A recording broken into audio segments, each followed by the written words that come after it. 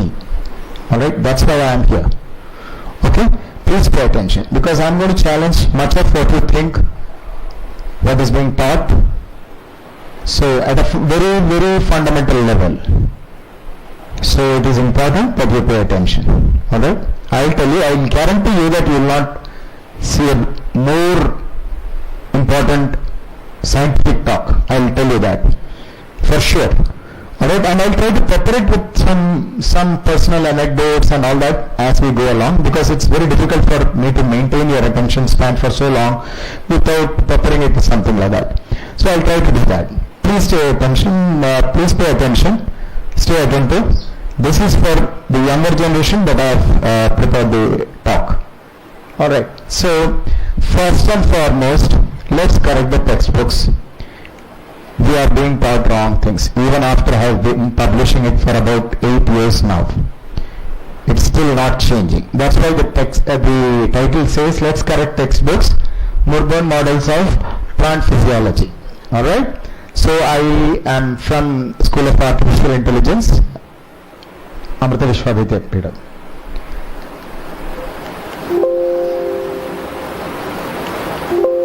Why is it not moving?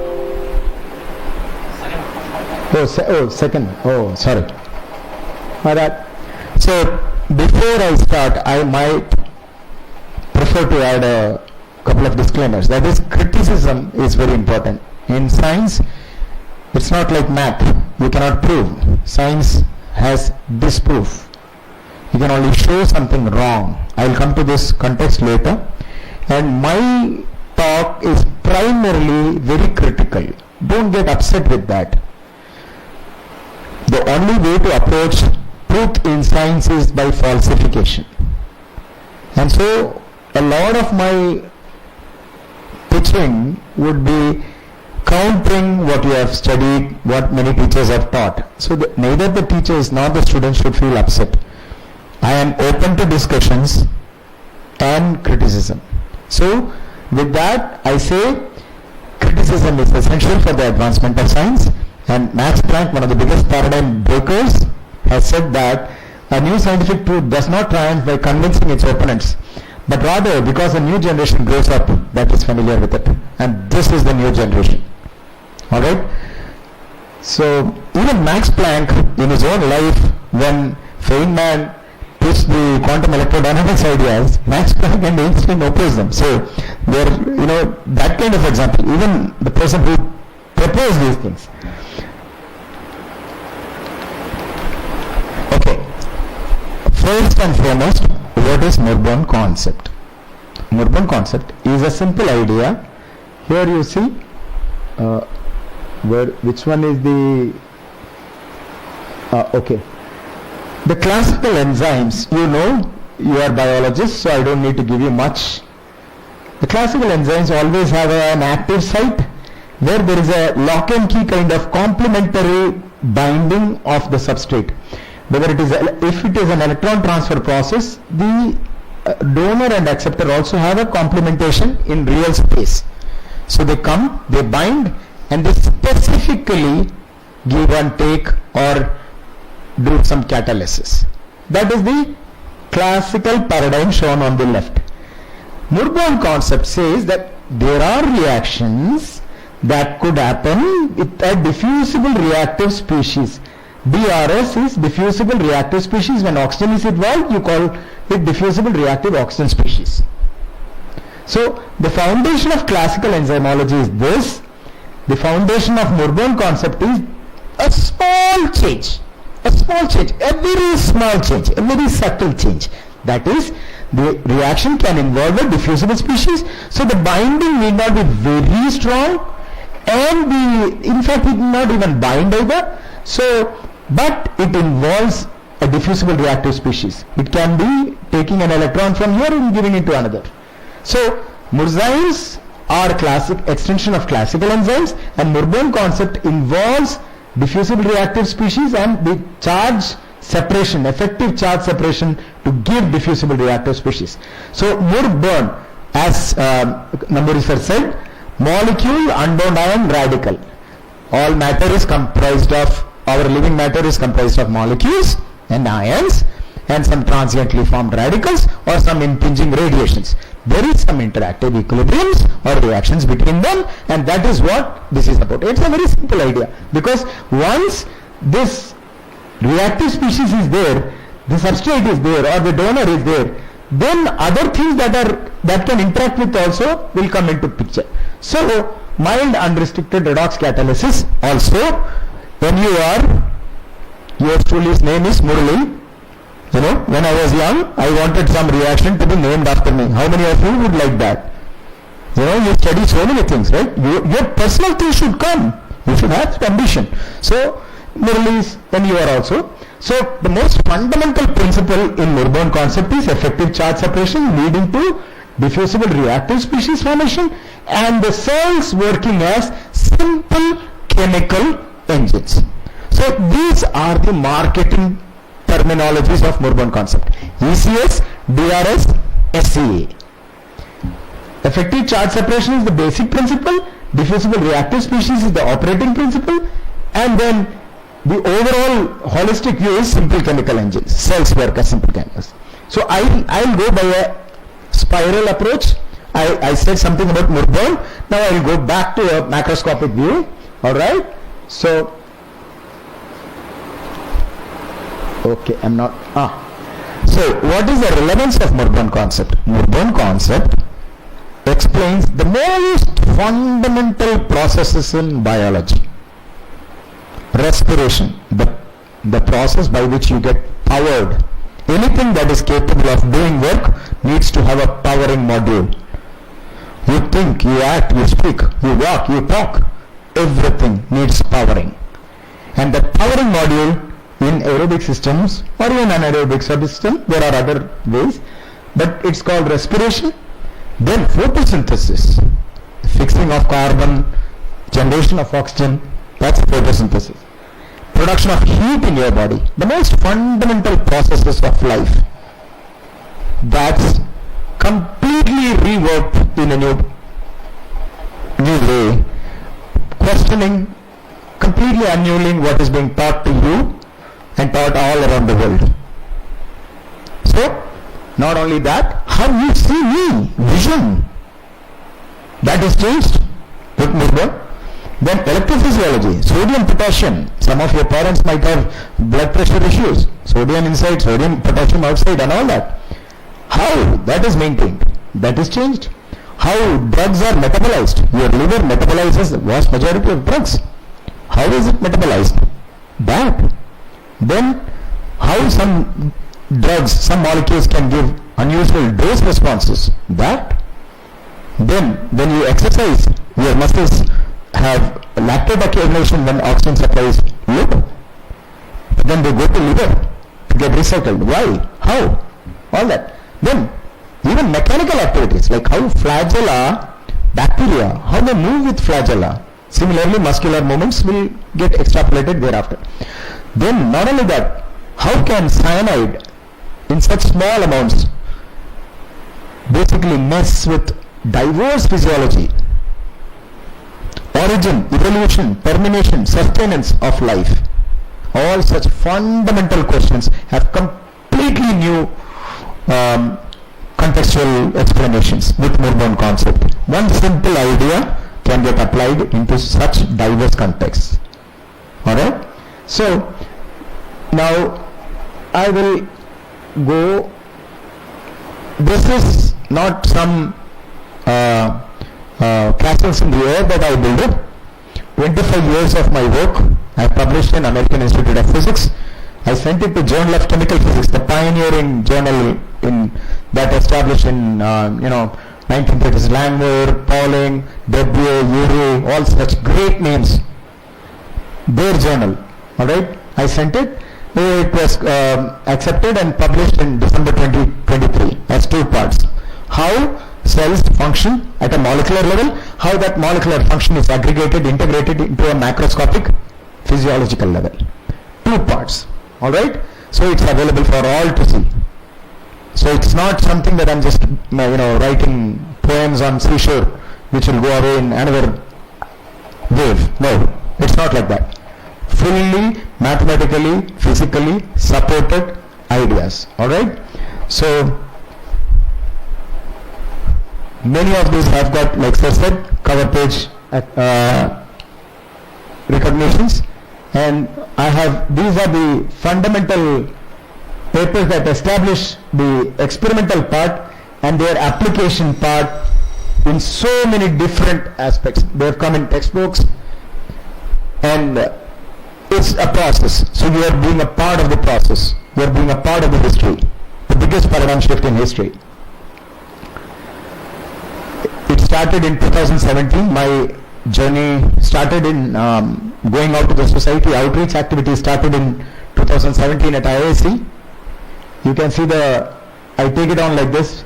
What is wrong in, with chemiosmosis theory? Chemiosmosis is the nobly recognized idea that explains how ATP is formed in mitochondria and chloroplast. So, there's nothing wrong if you see a cat below. Alright?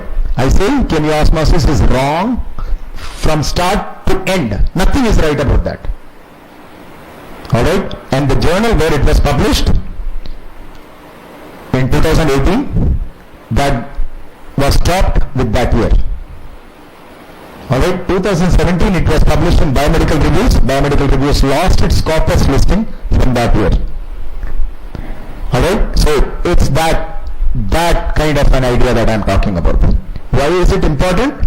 Your life, your kids' lives, your future longevity, quality of life, disease, drug metabolism, all that depends on this fundamental idea. Alright? So thereafter in 2023, Bombay, I conducted the first workshop on Murburn concept, IIT Bombay. And in 2024 in Amrita, I conducted the first symposium on Murburn concept. So it's not a secret being told in a private interaction. I want you to understand that this is a very confident pursuit. So the lecture has this layout: mainstream views on life. We are all students of biology here. So then what is Murburn concept? And then I'll basically show you some applications in ecological perspective. Primarily I talked to you about only physiological till now. Ecological also, it has tremendous impact. Ecological perspective. Then respiration, photosynthesis, electrophysiology, some small aspect of photoreception, which is vision, very important for you as human beings. Even though it's not plant physiology, I'll just touch upon it. So let's go exploring. Alright? Now, mainstream views on life and some exceptions thereof. First, one fundamental principle of life is cell theory. We all know that. No questions asked. Cell theory defines what is minimally a life. A cell is minimally a life. A cell comes from a cell, and cell is a fundamental unit, structural and functional. Good. It defines what is life. It tells us we can't classify virus as life. We can't classify a mite as life. Fine. So that's it. Whether it is a plant, microbes, animals, a cell is the fundamental unit, and a cell, anything that does work, uses a powering module. It has to have something that powers it. So the powering can be either photosynthesis or respiration. Two processes, right? So the other principle that is irrefutable is central dogma. You know what central dogma is?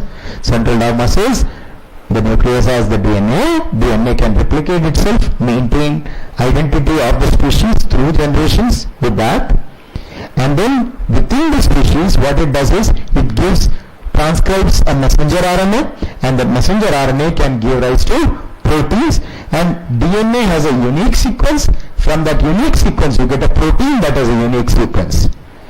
And DNA stays behind the curtain like a director. The protein is the actor, the Mohanlal, the Amitabh Bachchan of life. Right? Protein interacts with all the other small molecules, all the other ions, very specifically, and maintains everything hunky-dory, everything nice. That's the general idea that we have about life. These are the two fundamental principles. So, now, how do the proteins ultimately function? Because now you have a cell, you have components of the cell, Proteins are the main actors. Now the proteins do their reactions in a very selective and specific manner. You have A, B, C, D, 4 substrates. It takes one of them and attacks that at one position to give a specific product.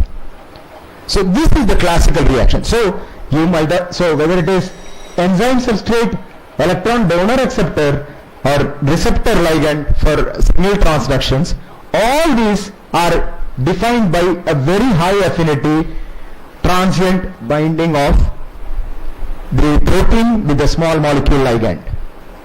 This is the way in which life maintains its order by selective and specific reactions. Alright? So that's it here. So with that, if you have it like that, you know Michaelis-Menten equation, you have a mathematical beautiful equation that you can derive based on E plus S gives ES, gives E plus P, and all that beautiful. You have the catalysis rate equation, and when you do a reaction, to understand its stoichiometry, you can write good equation. 1A plus 1B gives 2C or 1C or something like that. Very defined integral ratios. Integer here, integer there. Very beautiful ratios are maintained. Everything goes in a definite pathway. Alright? So now, that is the classical picture of biology. Now, let's come to the powering module. Powering is how you get to do work, how you get to generate the energy currency. ATP is the universal energy currency. I have issues with that. We will not talk about that because there is a level to which I can communicate. If I try to break everything, then we will have no means of communication. So let's see first how ATP is made. Now, suppose you take that as a cell, prokaryotic cell or mitochondria. It is a two-membrane structure. So now you have NADH which gives electrons.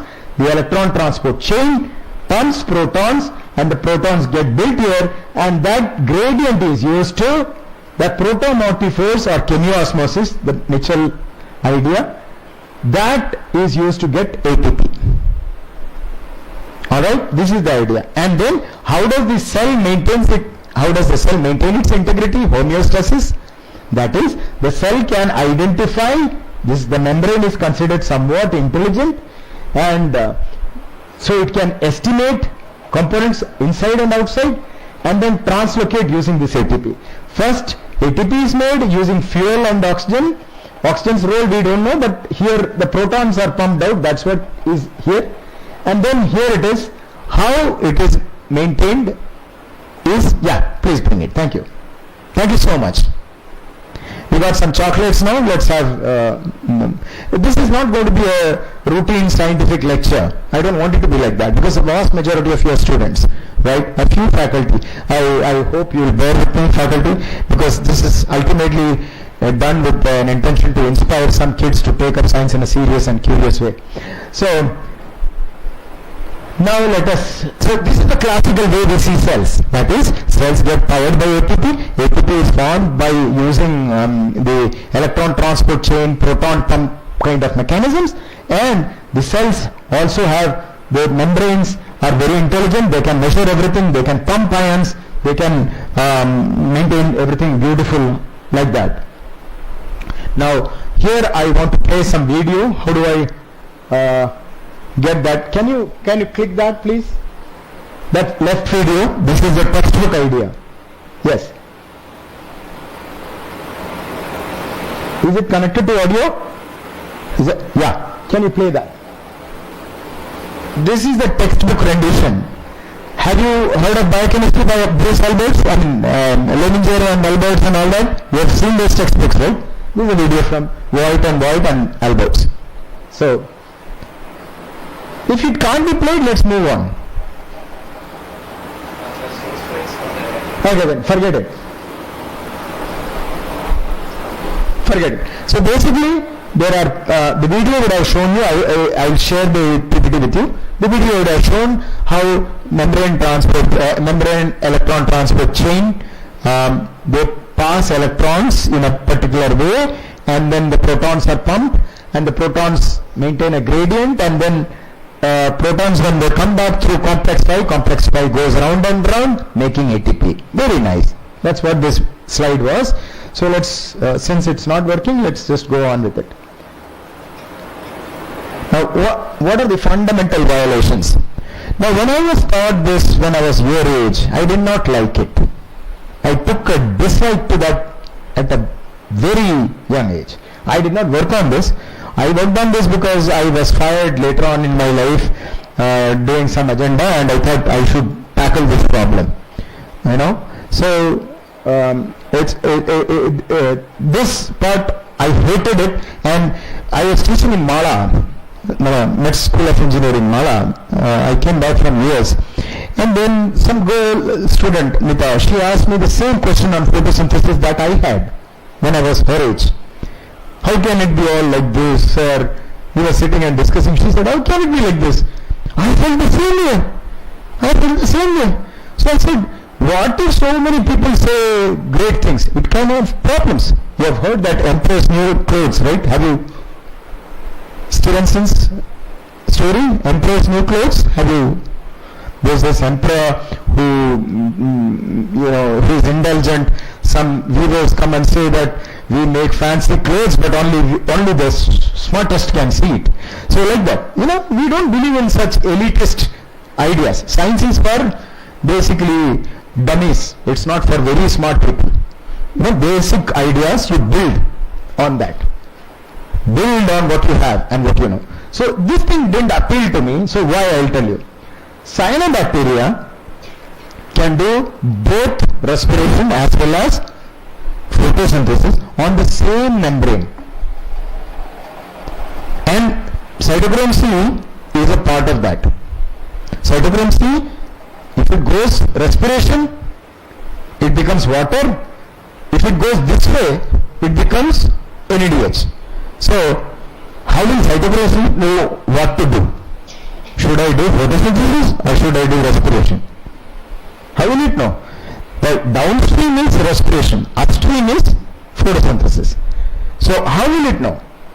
There is no way. So, and also protons are 0.00002 angstroms. Atoms are itself around 2-3 angstroms.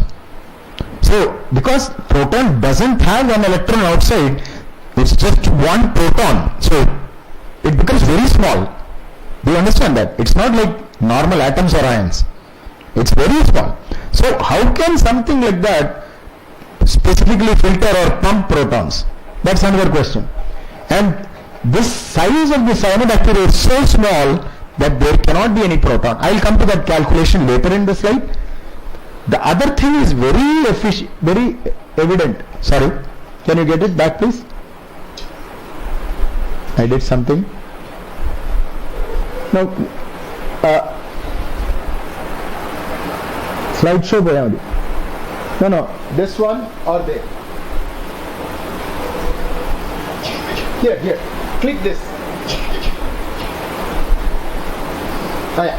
Thank you. So, even red blood corpuscles, erythrocytes, they don't have nucleus. They don't have mitochondria. So how is their control? They last for 120 days. They maintain the sodium-potassium gradient. How can they work? They don't have nucleus, they don't have mitochondria. Glycolysis cannot produce enough ATP required for the survival. Very simple. Then plant cells. The classical idea of, your cells have much higher potassium inside and very high sodium outside. Did you know that? There is. So potassium is high inside the cell and sodium is high outside in serum.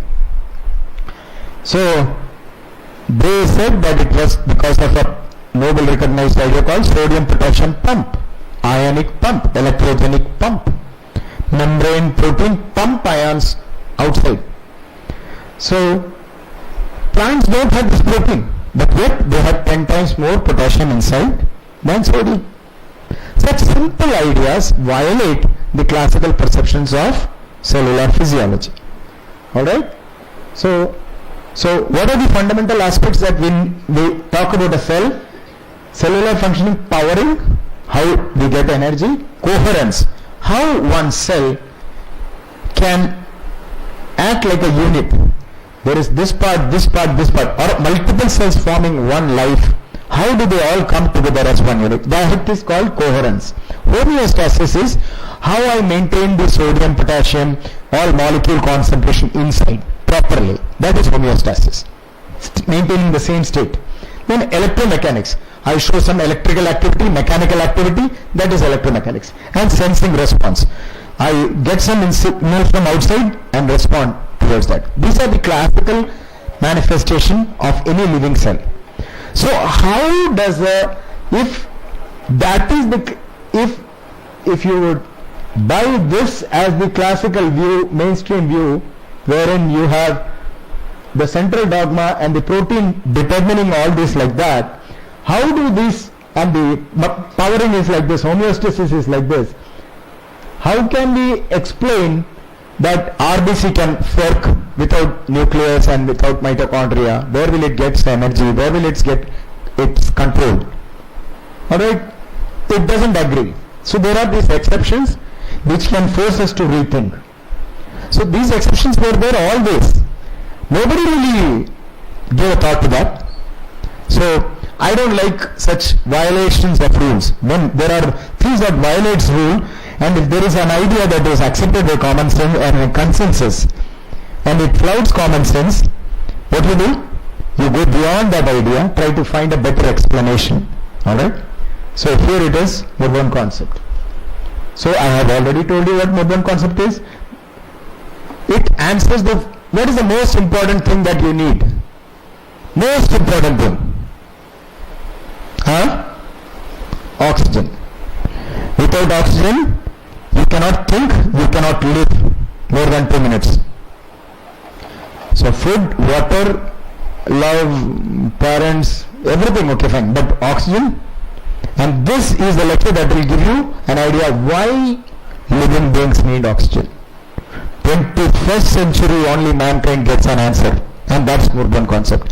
The fundamental question, you would have seen in school, everybody would have there would have been a question asked, what is the difference between respiration and combustion? Yes or no? All of you have had this question, respiration and combustion, difference. So respiration occurs in living cells, combustion occurs outside, there is not control, this, that. That is the classical notebook, school textbook, school note. Now when you come to college, you get to basically understand that, oh, combustion and respiration have some similarities. That is, both start with carbon-centered material and they react with oxygen. In one combustion, they give flame, carbon dioxide and water, but in respiration, it doesn't give flames. It gives, that flame is heat and light. Here, usable energy in the form of ATP and carbon dioxide and water. This is the difference you get to know at higher secondary level.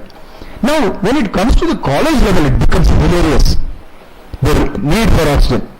It says oxygen goes and binds to complex 4 to get 4 protons, 4 electrons to make 2 molecules of water.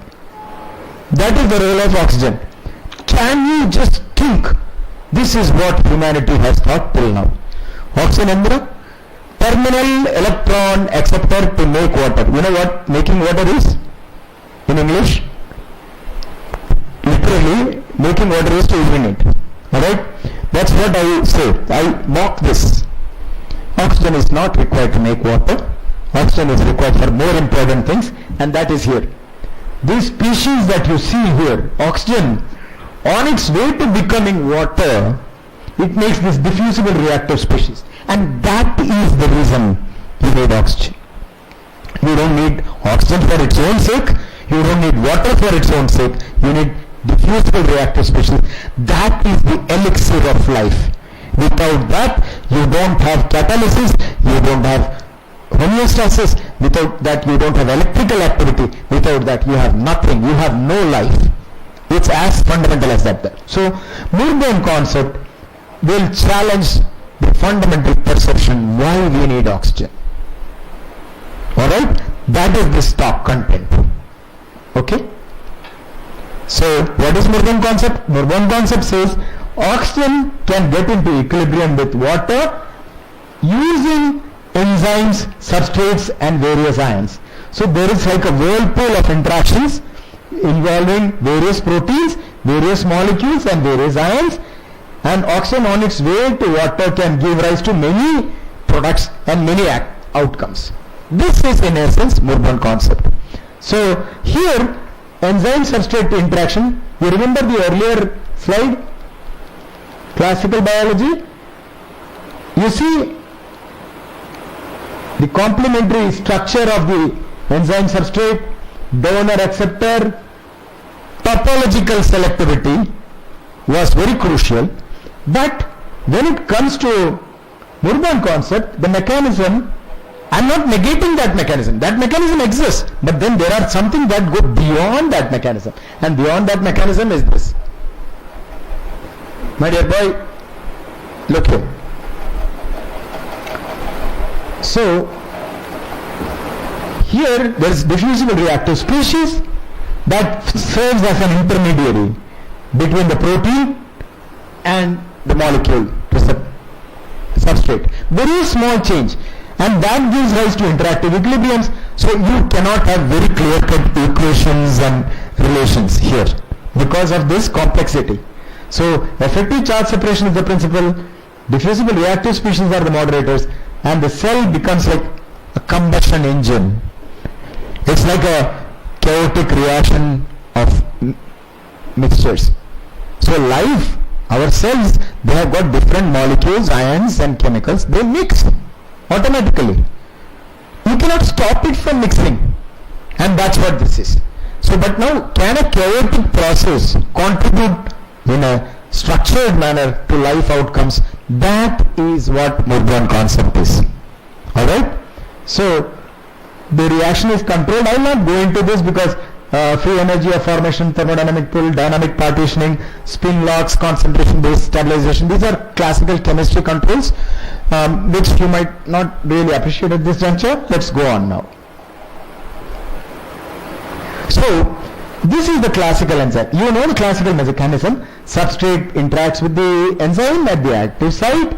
Inhibitor can bind also, and same site it can bind, allosteric site it can bind, and therefore in this paradigm it is deterministic. Alright? In the sense that substrate is highly selective, very beautiful reaction ratios, as I said before. Beautiful. But in the Murburn, I am not saying this does not exist. There are some systems that are like this. For example, the DNA replication machinery, RNA, when you get protein, the translation machinery. Beautiful. You have a codon, correct complementary binding, correct amino acid, everything is beautiful, high fidelity reaction. But then there are reactions wherein you have diffusible reactive species produced, and those diffusible reactive species produced get into interactive equilibrium with ions and other molecules, and this interactive equilibrium can also give rise to activations and inhibitions. These were not studied before. These have broad substrate ranges, broad redox partnering, and non-integral stoichiometry. What does non-integral stoichiometry mean?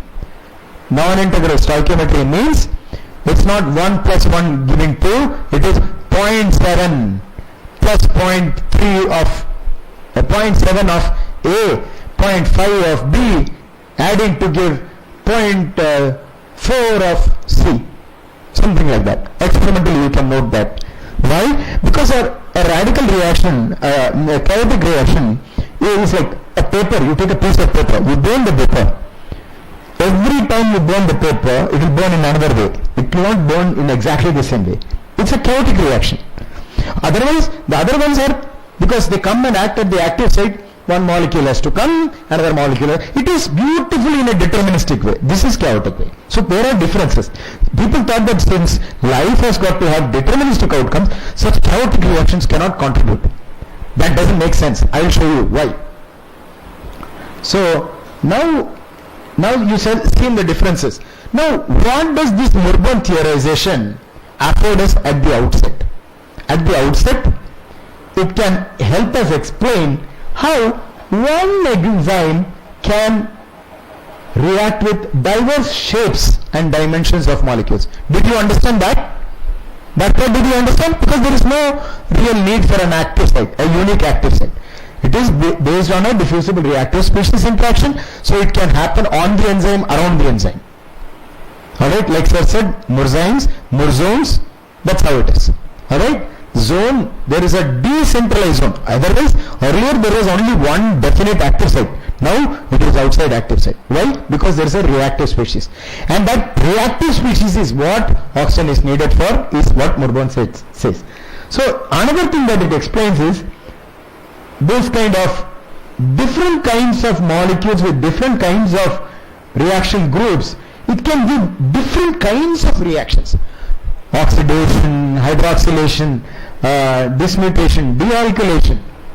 One active site, one substrate, this cannot be explained. So the kinetics, how many of you have done basic Michaelis-Menten kinetics? Anybody?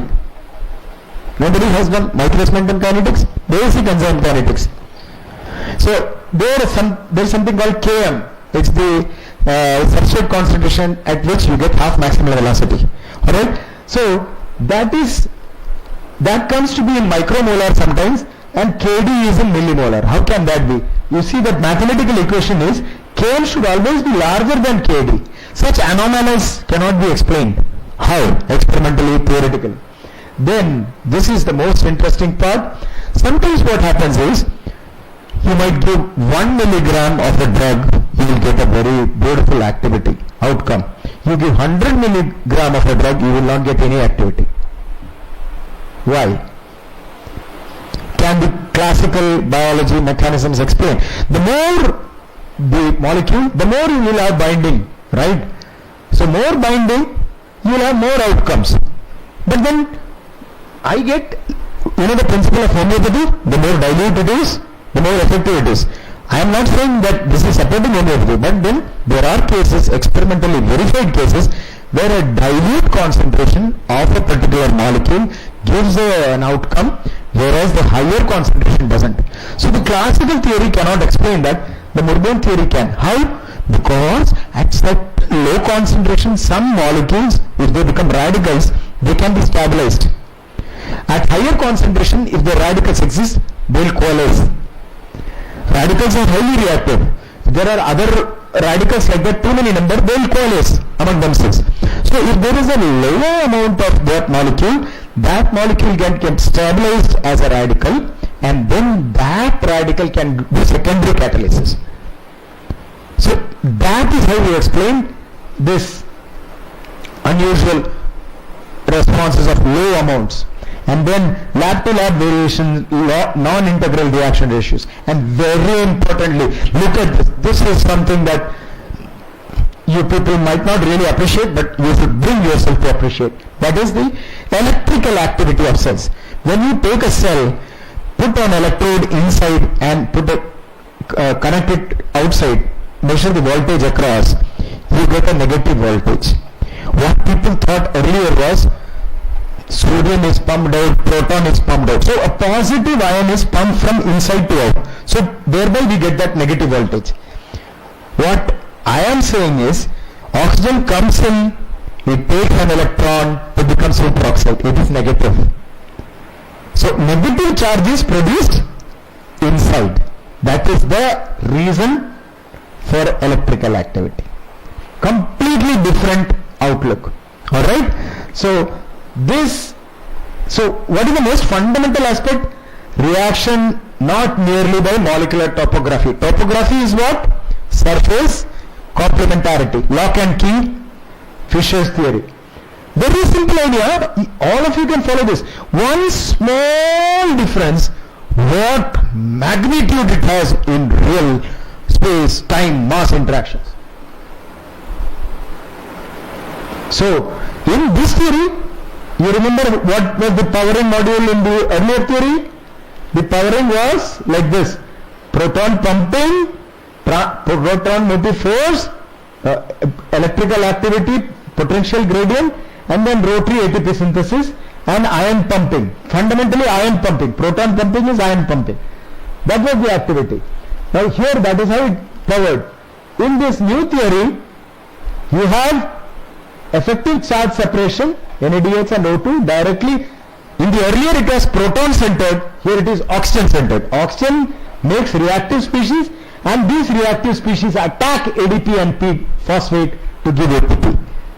It's a completely simple molecular reaction where you get ATP synthesis in a completely new way. Only thing is you have a diffusible species interacting, not at a necessarily at a very beautifully defined enzyme active site. Did you understand that part? Did you understand? Alright. So here the homeostasis, the classical theory considers cytoplasm as a dilute solution. Anybody can verify that it is not. It is a colloid. It is a packed colloid. Alright. So the Murburn theorization says that there are adsorption process and co-solvation processes that enable better solution of potassium inside compared to sodium. You don't need ionic pumps, you don't need ATP to get this. It's a completely new perspective to understand homeostasis and powering. It doesn't need ion pumps. So what is the picture that you get of cell? At a molecular level, there are enzymes that can generate diffusible reactive species using oxygen and other molecules to get interactive equilibriums that can give catalysis, E-transfer, signal transductions outside active sites. This is the molecular mechanism. At the macroscopic level, when you see it as a full system, this is the one. Now you have a cell, oxygen goes in along with the fuel, say let's say methane. You have effective charge separation giving superoxide and hydroxide ion and all that negatively charged. So you get a negative redox potential and negative transmembrane potential. And physically, because these can react and give heat, you get heat. Just like what happens when a paper is burnt, you have flames and those are radicals. Same thing, there is a controlled generation like combustion. That's what happens inside. Now that's what you get. Closed burning, mirrored burning. Your cells are closed burning, are doing closed burning using oxygen. So you get chemical activity, electrophysiology, powering, coherence, all that. So suppose if this is the fuel that comes in, carbon dioxide is a gas, it can go out, water, it gets formed, it creates some pressure, turgor pressure, and that water moves out, taking along with it some waste. So now you have you compare it with a scooter. You put fuel in the scooter, hydrocarbons, and you burn it in the engine. Now you get gas formed. That gas expands. The pistons go up and down, and then the up and down motion is translated. Do you think it is because of the smoke and sound that the scooter runs? No. It is because of the engine burns the petrol using oxygen that the scooter runs. The smoke and sound are mere byproducts. What we saw, human beings saw, the electrical activity that they saw, the negative potential, they thought that this potential is what is powering us. Did you understand the comparison? The electrical activity, the negative redox potential, they thought, transmembrane potential, that they thought was driving ATP synthesis. That is not. It is the oxygen-centered radicals inside that drive ATP synthesis. Very simple change. So it is not the smoke or sound that runs the scooter, it is the burning of the fuel inside the engine that runs the scooter. What are biologists thinking now? It is the smoke and sound that runs the scooter. That is, the transmembrane potential is what runs us. Because oxygen comes in and reacts, we have negatively charged oxygen species which give electrical activity. That is a dissipative observation. It is not the one that is driving it. Alright? So that is a very fundamental difference. So you can have cells working as simple chemical engines without overt intelligence. Nothing tells it what to do. They are simple reactions. They are simple equilibriums. Alright? And then you have now Murburn concept as the stochastic principle. Central dogma as a deterministic principle. Murburn concept works at short time scales. Central dogma long-term scales, and cell theory. So before the genes came, Murburn concept was even more a fundamental concept. Okay, now I will go into the details. I will just give you a few questions and we will interact a little bit, otherwise you will not stay with me. Okay, so how did I come to this? How good are you with chemistry? Do you want me to do some slides on chemistry?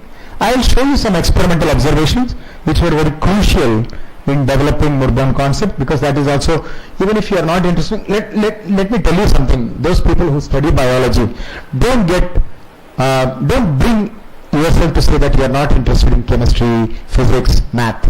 Never ever say that. Never ever say. You need them. So if you don't find yourself studying those subjects, what you do? You say, I need them. I will try to be better at them. Don't ever say I am not good at them, I don't like it. Because if you say that consciously, your subconscious and unconscious mind will never come with you. I am basically a biologist. I have very minimal training in math, chemistry and physics. But now I have challenged ideas made by mathematicians, physicists and chemists. I am no big smart guy, just blue-headed. If I didn't understand something, I would say I didn't understand. And I want to understand. I will not let go at that. I will take time to try to understand. So that's what I want to try to tell you. Chemistry, don't run away from it. Physics, don't run away from it. Math, don't run away from it. Don't think biology does not require all these things. There is no separate demarcation of subjects. There is no separate subject. Everything is physics and the logic of physics is math. You have to accept this reality. Alright? So, biology is even more complicated. That's all. That's why if you want to understand biology, you have to know all these things very well.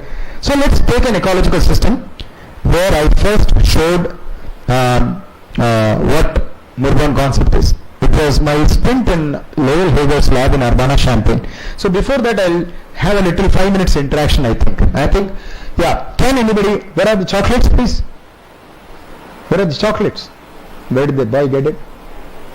They are there. Okay, good. Nice. So here we have some chocolates. So, can you tell me why do we need oxygen in life as per Murburn concept, and what is the difference in the classical theory from the classical theory? Don't talk. When I ask question, that is not the time for you to talk amongst each other. Major problem. You have your butt buddies, you sit like this, and then you get your communication going with that. No.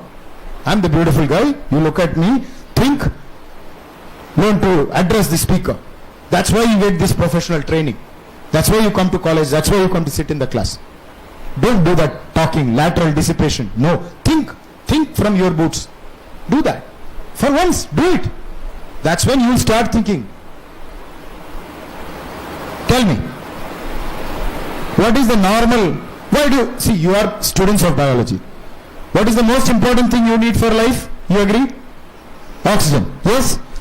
You must understand, the Westerners have been thinking like this, but the change is coming from our country, from yours truly. So be with it. Alright? Understand the importance of what you are doing. The rest of the world don't know. You will know. So if you know, you apply it, you will be far ahead of them. So, what is the role of oxygen in life? You have been studying biology for at least 12 years in your school. Right? Common sense. Oxygen, we need it most. What is the role of oxygen? No teachers, please, only students. Say. Respiration, specifically, my dear, specific. Respiration is something that we know. Now, we have to go beyond these kind of terminologies. Let's get into rules. That's what we want. What does oxygen do? What did I say oxygen does? When we come to at college level, at the university level, where you are now, Respiration is school level. Wonderful. We need respiration. Right. But what is the role of oxygen in that respiration process? I said. So if you are paying attention, you would answer. I've got chocolates. Where is it? Hey, where are we?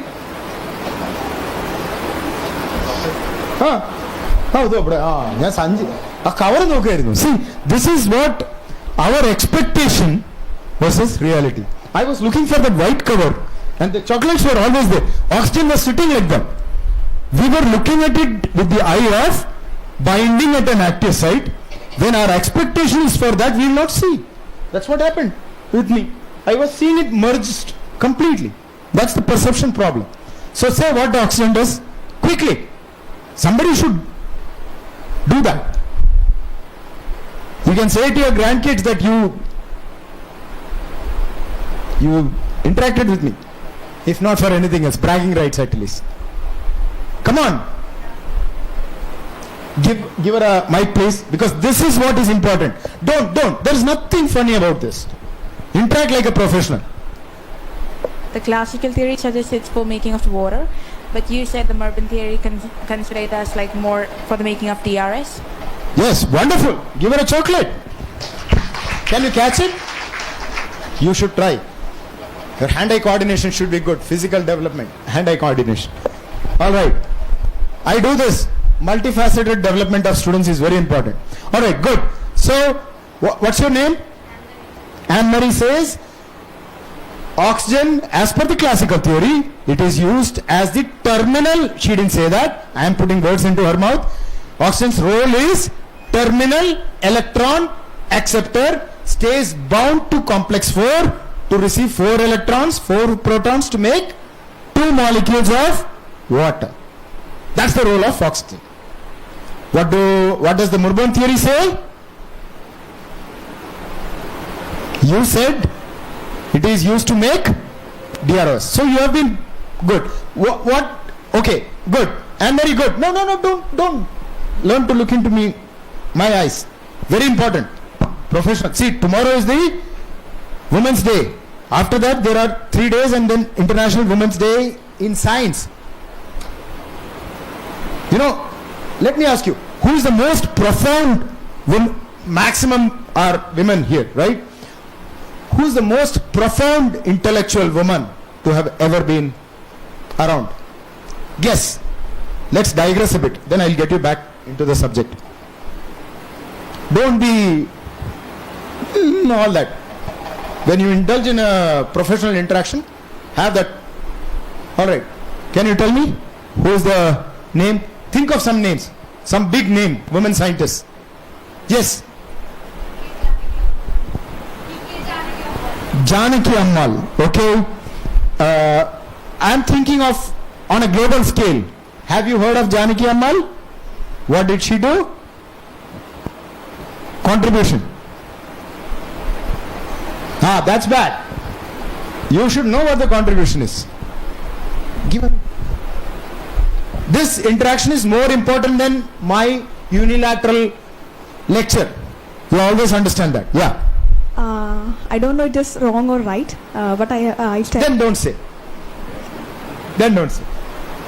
When I was in 8th class, my mathematics teacher, Narsimhan sir, he gave me the biggest lesson in my life. And this is more important than all this DROs, Murburn and all. Alright? He was giving away the mathematics half-yearly exam sheet.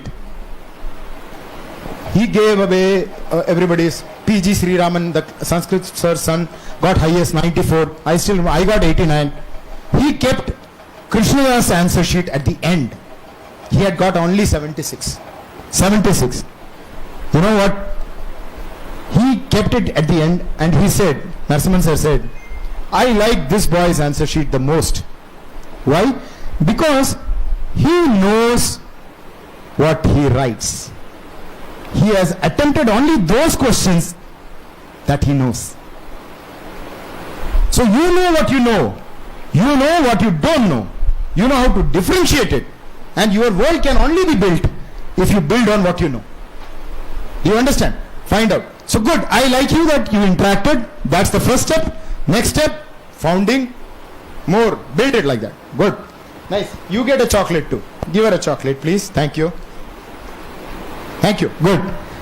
Can you say some name of women scientists that are known at a global scale? Maximum women here.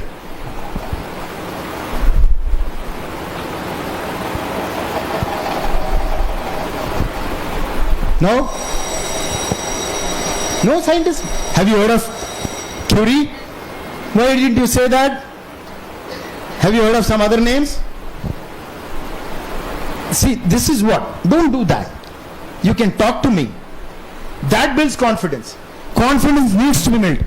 And science, confidence. Science doesn't work in groups. Individuals. Individuals think. Never groups. Science, you have to think on your own boots. In your own boots. So, any names? I'll give you a name. Find out what that name stands for. Amy Noether. Find out what Amy Noether did. You have not heard the name, right? I'll tell you, she was the greatest intellectual to have ever graced, in my viewpoint. Even better, Einstein and all. Einstein also agreed. Einstein also agreed. A woman was perhaps the most intelligent person. Because she addressed the fundamental, ideas of symmetry from which we get the most fundamental laws of conservation. Mass, energy, momentum, all that. With that as the core, we try to build. So, you as scientists, you need to build a paradigm. So, you need to understand. Our job is to explain things, the natural world. That's what we do. So, for that, the most fundamental ideas that we get is given by a woman. So, our traditional values have been to make us more all that. When you are doing science, you need to interact. You say something, you should be confident of what you say. Let them read the story of Noether. Please, you read Amy Noether. Let me come back to the discussion now. Thank you, sir. Wonderful. You should try to find out who Amy Noether was. Because if there is a person who deserves to be the role model for intellectual contribution and pursuit, she died at the age of 53. But what a work, man. What work. It's a man's world. Man will not talk about her. We know about Einstein and Newton and Gauss and all that. But we don't know about Amy Noether. But he was daughter of a Tibet, Indian mathematician. yes. Wonderful. Beauty of her work. I too don't appreciate or understand fully. But I am telling you that is the foundation. Because on that we build everything. So, now the question is, I did not digress. I saw that the potential, you were the one who answered very beautifully. Oxygen is this and that. Then later on you should not go like that. You have to be confident. You have to face the next music that comes. Alright, so the other person said something and you should try to be more confident in what you say. So, water, reactive species. So, what is the fundamental theory? There were two noble theories that multiple noble theories I questioned. One is chemiosmosis. What is chemiosmosis? Can anybody tell me? You have studied chemiosmosis, haven't you? Have you studied chemiosmosis? No? Yes. She wants the mic. Yes. Formation of ATP. It is, what is the driving force for formation of ATP? It is the rationale for ATP formation. Good. So what is the, don't look here and there and smile. This is not a funny thing that we are doing. You understand? It's a serious business. Right? So you maintain that seriousness. I want you to, because it's fun if you maintain seriousness. The most important activities in life, they are fun because they are serious. Always remember that. You see, nowadays the problem with kids is they see so much of these ping, all those things on the videos, all that. And your ability to do something that lasts long goes off. You understand? That's why I'm trying to change that. So, speak seriously. So making ATP, and then what is the key term in chemiosmosis? You know that? No, okay, good. What's your name? Give her the chocolate, please. Yeah, that's good. No, you earned it. You earned it. Sit. Okay, can anybody tell me what is the key mechanism? Even if I don't cover my whole speech, I don't care. For me, this interaction is more important. Because my paper is there for you to read. You can easily read and understand. For me, this interaction. Yes? No? Did I talk about proton motive force, transmembrane potential, proton pumping, all that? That is what were the key aspect. And then there is rotary ATP synthesis. And then I said another idea, sodium potassium pump. These are all Nobel recognized ideas. All are false. All are false. All are false. From starting till end. There is no saving grace for them. Alright? So good. So with that, can we now start? We have some relaxed time. I can go back to my lecture now? Good. Can I? Thank you so much.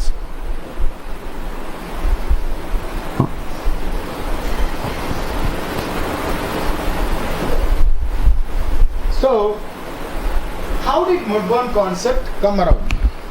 Murburn concept came around when I was in Lowell Hager's lab in Urbana-Champaign. I had gone there in my second postdoc. I was working with enzymes. Can you tell me some enzymes that you know? Names of some enzymes? Any enzymes?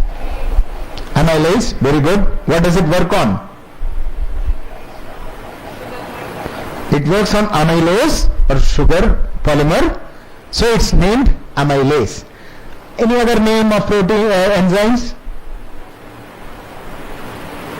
Protease, lipase. You know, they work on proteins, they are called protease.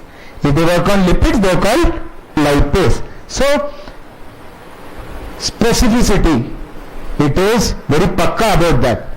Molecular topology, it recognizes, it works on that, right? Similarly, before going to Lowell Hager's lab, I had also worked with many enzymes. For my masters, I had worked on keratinases. What is keratinases? What is keratin? Hair. See? Hair. I worked on keratinase, my hair gone. Huh? Something like that. Okay? So, PhD I worked on lipases. I don't have much fat. Gone. So, not like, no, I'm just kidding. Trying to get your attention here.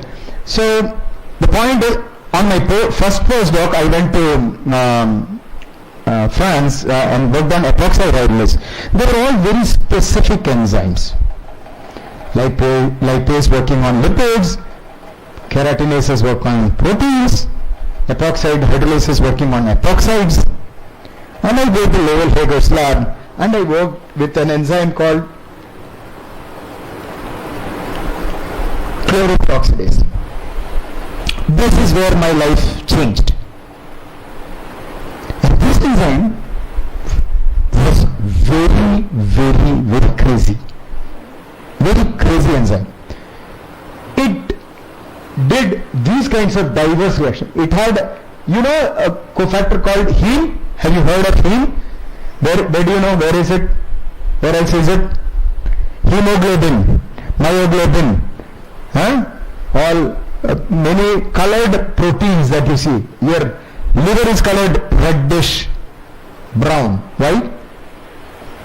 It has got cytochrome P50 and cytochromes. They also have this same thing. So this cofactor containing, metal containing enzyme is what chloroperoxidase is, but it's a fungus source. It's from fungus. Now, this is how it looks like. Now, this is a space filling model, and this is the heme inside.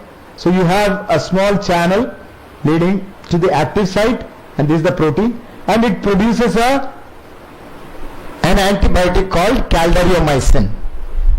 This is the fungal protein. Now what is the importance of this protein? This is responsible for more than 90 to 95% of the halogenics that you find in environment. Organic halogenics. Any organic compound with natural chlorine, bromine, iodine atom inserted, this protein is responsible for more than 90% of it. Ecologically very important enzyme. Now, but when you study its enzymatic activity, it can dismutate peroxide, it can demethylate alcohol. Now, these are some chemistry things, bear with me. If you don't like chemistry, there's no way I can help it. One good thing happened to me when I was in IIT. My registration was in chemistry, my guide was in chemical engineering. I had to study chemistry as well as chemical engineering to pass the comprehensive exam. There's something called as a comprehensive exams. Those of you who are doing masters, when you do a PhD program, you'll have to do a compre. So when you do that, don't run away from studying stuff. Try to make it easy for you. Challenge yourself. Learn. Only then can you make changes. So this enzyme can do these kind of alkene epoxidation, sulfide oxidation, benzylic hydroxylation. If you give it any molecule, it can chlorinate, all that. So this is maverick manifestation at its best. So until now, before going for that postdoc, all enzymes I saw were very specific at acting. Now for me, this enzyme was actually discovered by my host, Professor Lowell Hager. He was the biggest authority on this subject. He had discovered it in 1960s. I went to his lab in 1999. Married with we had our first kid there. So I went there and I found this enzyme very unique. I couldn't explain how one enzyme, one active site, one place, how can such diverse molecules be catalyzed? It didn't appeal to me. The top authorities on the subject, they thought that it was acting at the active site. One place, one same classical mechanism was applied for this. So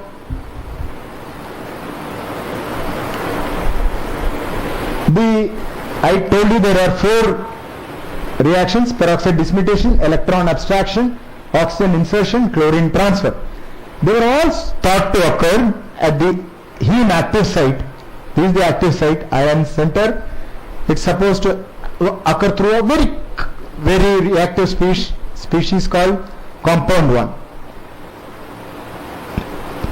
So now this reaction requires peroxide. So they put peroxide in, and after some time the reaction did not happen. All these reactions. So they thought that peroxide is what? A reactive oxygen species. So they thought that the reactive oxygen species is denaturing the protein, and therefore we are losing activity. I thought, let me just check it. Okay, one simple experiment I did, and I checked it with a simple experiment. I am not showing the data here. I saw that the reaction stops because peroxide is getting depleted. Peroxide was not deactivating the protein, but peroxide was getting depleted. One simple observation. But what did it give me? It gave me the confidence to challenge ideas. You understand? That's very important. For me, I can say this was that, but this idea you can get it only from my speech in direct interaction. So he was the authority in a lab who discovered that protein and established its mechanism. I challenged his idea. He was a great man. Lowell was a great man. He allowed me to challenge. So I hope you teachers will allow your students to challenge your ideas. That's very important. When I go to my class, I say first thing is, you say you find out something I said wrong, you get a chocolate. You ask me a question that I cannot answer, you get a chocolate. We should push each other's boundaries. Our classroom should not become like just something that you come and say. So Lowell allowed me to challenge his idea, and there I found that peroxide does not deactivate that enzyme. It is because peroxide depletes that the enzyme activity stops. So now for me, my interest was how can I explain one enzyme active site doing all these reactions. Now I'll show you some simple data. When two molecules, this is a thiourea, this is monochlorodiamidone, two molecules.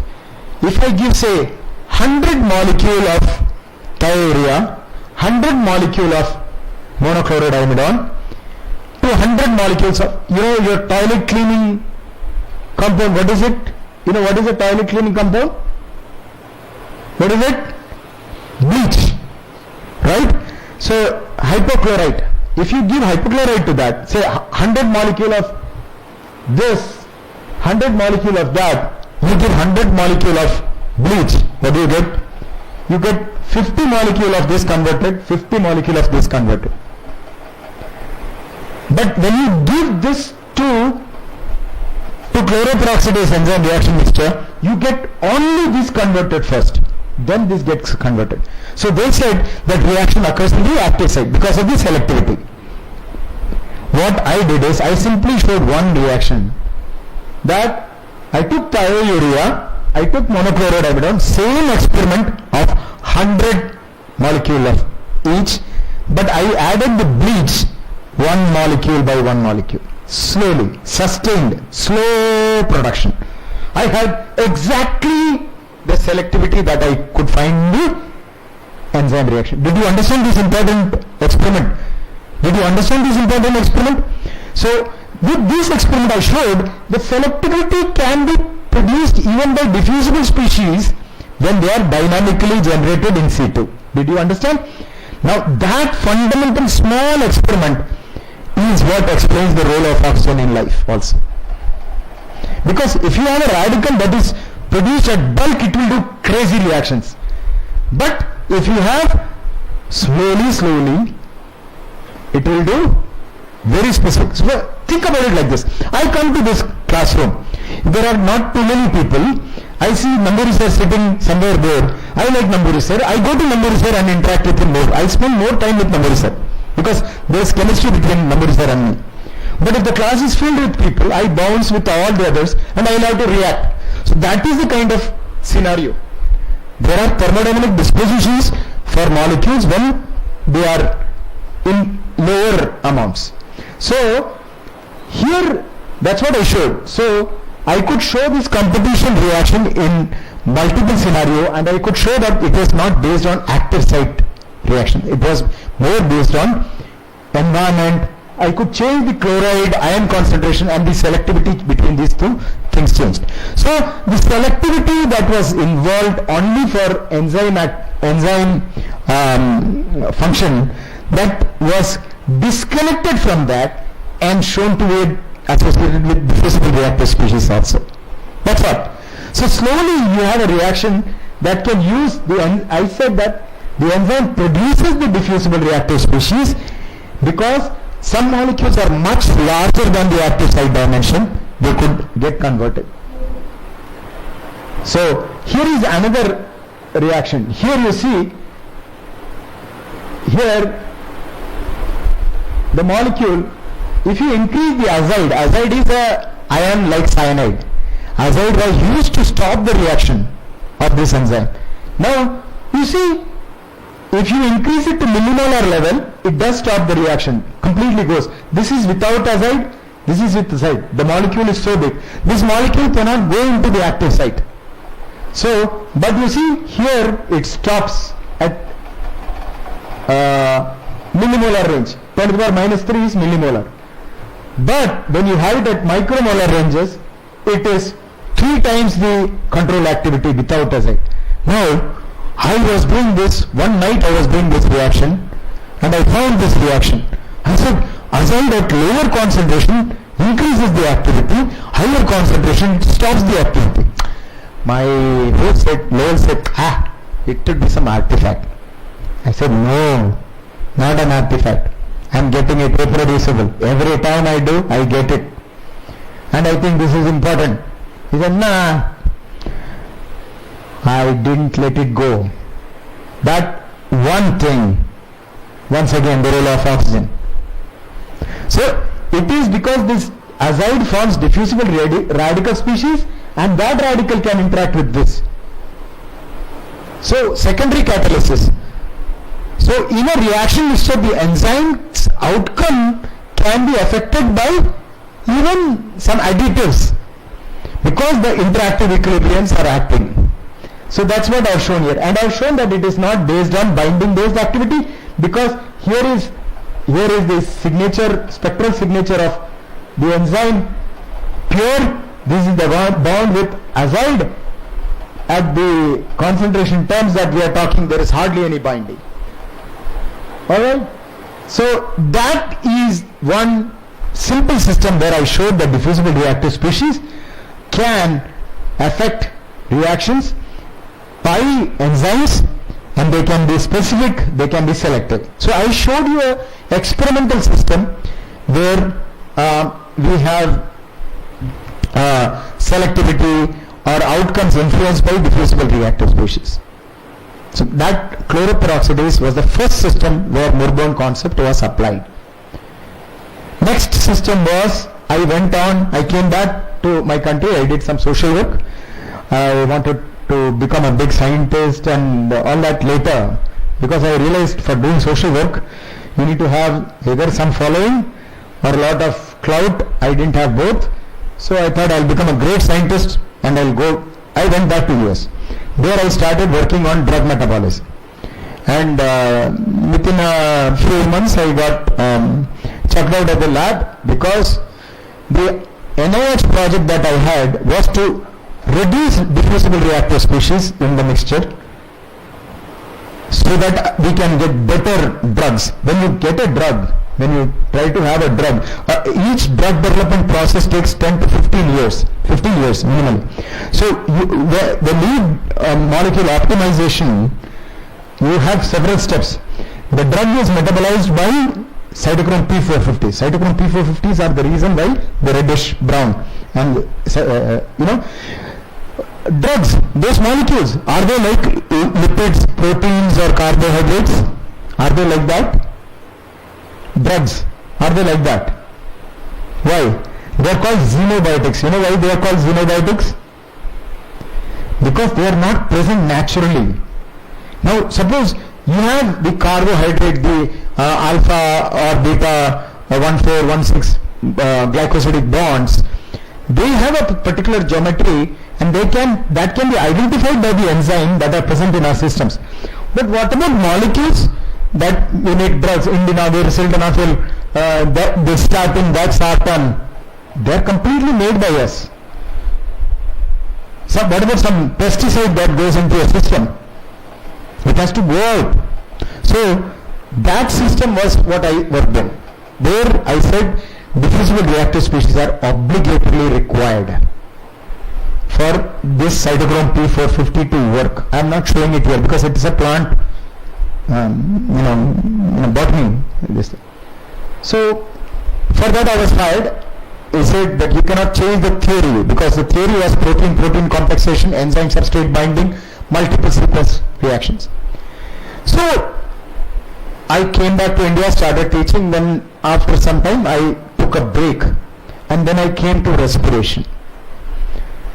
The same ideas that I had for chloroperoxidase, same idea I had for drug metabolism, I applied in respiration.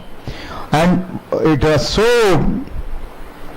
destiny. When I was submitting a paper in a journal for drug metabolism, Stuart Ferguson, the man who wrote the textbook in bioenergetics, said to me, "You are challenging the fundamental idea in drug metabolism."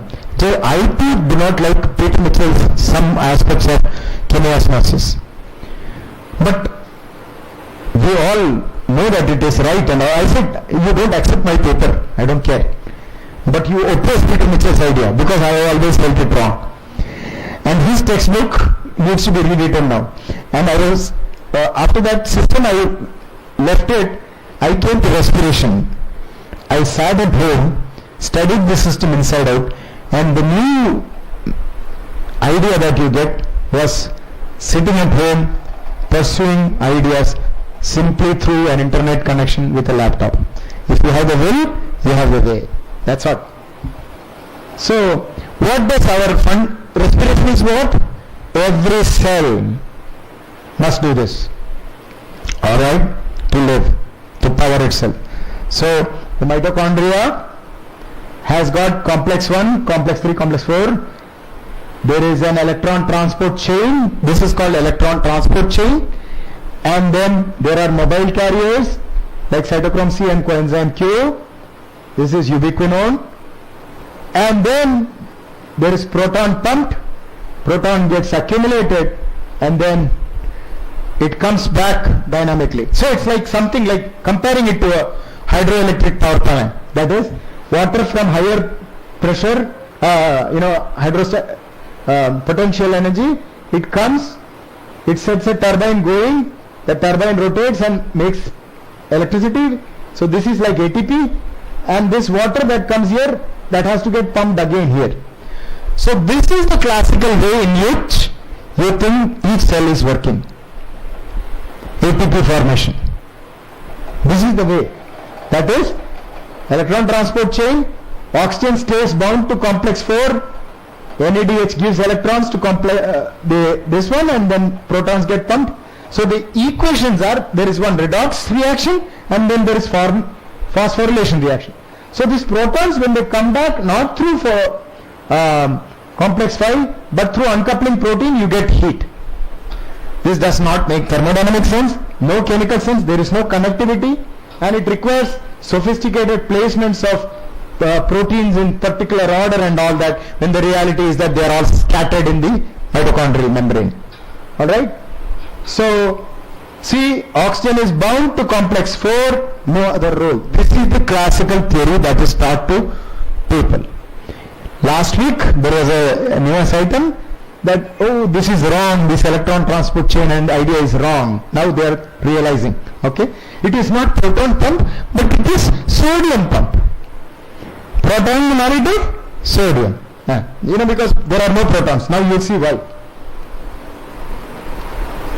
Now, the serial electron, this is the most crucial parts of, these are the most crucial parts of my talk. This, anybody from a school level understanding could have questioned it, but nobody did. That small kid who said that emperor is naked, Raja Nanga, he said. That's what I am doing. Now, cyanobacteria, you see this is very important. I urge you all to pay attention. Cyanobacteria have both respiration and photosynthesis. Photosynthesis, electrons from water go to make NADPH. Both involve respiration and photosynthesis, both involve ATP production. The powering in photosynthesis is from light. Here it evolves oxygen, here oxygen is taken in. So both are redox reactions, but then can you imagine you have a membrane which is maintained at a definite potential. The classical theory says that proton go up, proton come back, electrons go this way, all this way. Now, is it possible? If you are maintaining in a positive and negative thing, where will cations go? To the one side. Anions will go to the other side. You cannot have it going, a charged species going irrespective of the potential. The basic chemical sense. And then proton is, like I said, 0.0002 micron. And most importantly, oxygen plus electron is, this reaction gives superoxide. This reaction is highly facile. The equilibrium lies far to the right. Why? Oxygen is highly electronegative. Oxygen likes electrons. We need oxygen because oxygen likes electrons. So that's what it does. So here I told you that this is the photosynthesis electron transport chain. This is the respiration electron transport chain. In both there is cytochrome C. In one, cytochrome C forms water. In one, cytochrome C has to give rise to NADH. How? Ask yourself. Can you make a circuitry like that? Then both cytochrome C is mobile, plastocyanin is mobile, plastoquinine is mobile. These two elements are mobile. They can go this way or that way. Alright, so oxygen is present everywhere. Oxygen go, you cannot tell him, oxygen please go and sit at complex 4. You are supposed to sit there. You cannot do anything else. You are supposed to make only water. Right? Oxygen can go anywhere. So all this concept of electron transport chain, proton pump. Next thing you will see is proton pump. This is something that 12th class student can once again show. You know the dimension of a mitochondrion. It is in 1 micron. How much water it will hold? It is 10 to the power minus 16 or 17 liters. Very well known. So pH is 10 to the power minus 7, H plus concentration, 10 to the power minus 7, 10 to the power minus 8. Multiply these two by the Avogadro's number, you get exactly the number of protons. You don't have protons in mitochondria and chloroplast. The proton pump क्या करेगा? Where will it pump protons? I wrote to the Nobel laureate, living Nobel laureate, Sir John Walker, mitochondrial research biology unit, Cambridge. Tell me why this. Oh, you have put forward your new theories. This is how it is to be done, and that's it. No refutation. No refutation. Why? Nobody can say anything about this. There is no proton to pump. And when Peter Mitchell proposed his theory, this proton gradient was supposed to be 1,000 folds. Only then the energetic requirement will be met. Never happened. There was no gradient. I will show you at the last why we started believing this, what was the wrong experiment, what was the misinterpretation. So did you understand this? How many of you did not understand this? I can take an extra minute to explain you. What I am trying to show is, they say mitochondrial or bacterial cells or mitochondria pump protons. So there should be protons to pump. You try to find water, see, in this 1 liter of water, you can exactly find calculate how many protons are there. Similarly, you can calculate in one small volume. That's what I have done. Basic. Now, if you say protons can be taken from water, this dissociation of water is highly energy consuming. Formation of ATP requires 36 kilojoules per mole. Breaking of water requires 79 kilojoules per mole. So there is no question. So in the Asianet interview, they asked me, sir, all this is done with a lot of deliberation. I said, how can you explain that Nobel Committee gave away this thing? I said, I don't know. This is like Vellarika Patnam. That's what my answer was. People do stupid things. It can be done by Nobel Committee also. So I don't care. The point is, when you do science, the ability to call right and wrong rests with who? With you. There's no authority in science. Logic is the authority. Understand? So Nobel Prize is good for social pursuit and all that. Oh, scientists I will need to get a Nobel. It's a good direction to go. But that should not be the ultimate. Your ultimate aim is to explain things, understand truth. Most importantly, another important, rotary ATP synthesis. What is the idea? ADP plus phosphate gives ATP plus H2O. So this is the reaction that is used by the cells to use ATP. ATP gets hydrolyzed to give ADP, and this gives energy, 36 kilojoules per mole. What is the reaction with which it gets made? The reverse reaction. Now imagine, you take a fruit, you put it in a juicer.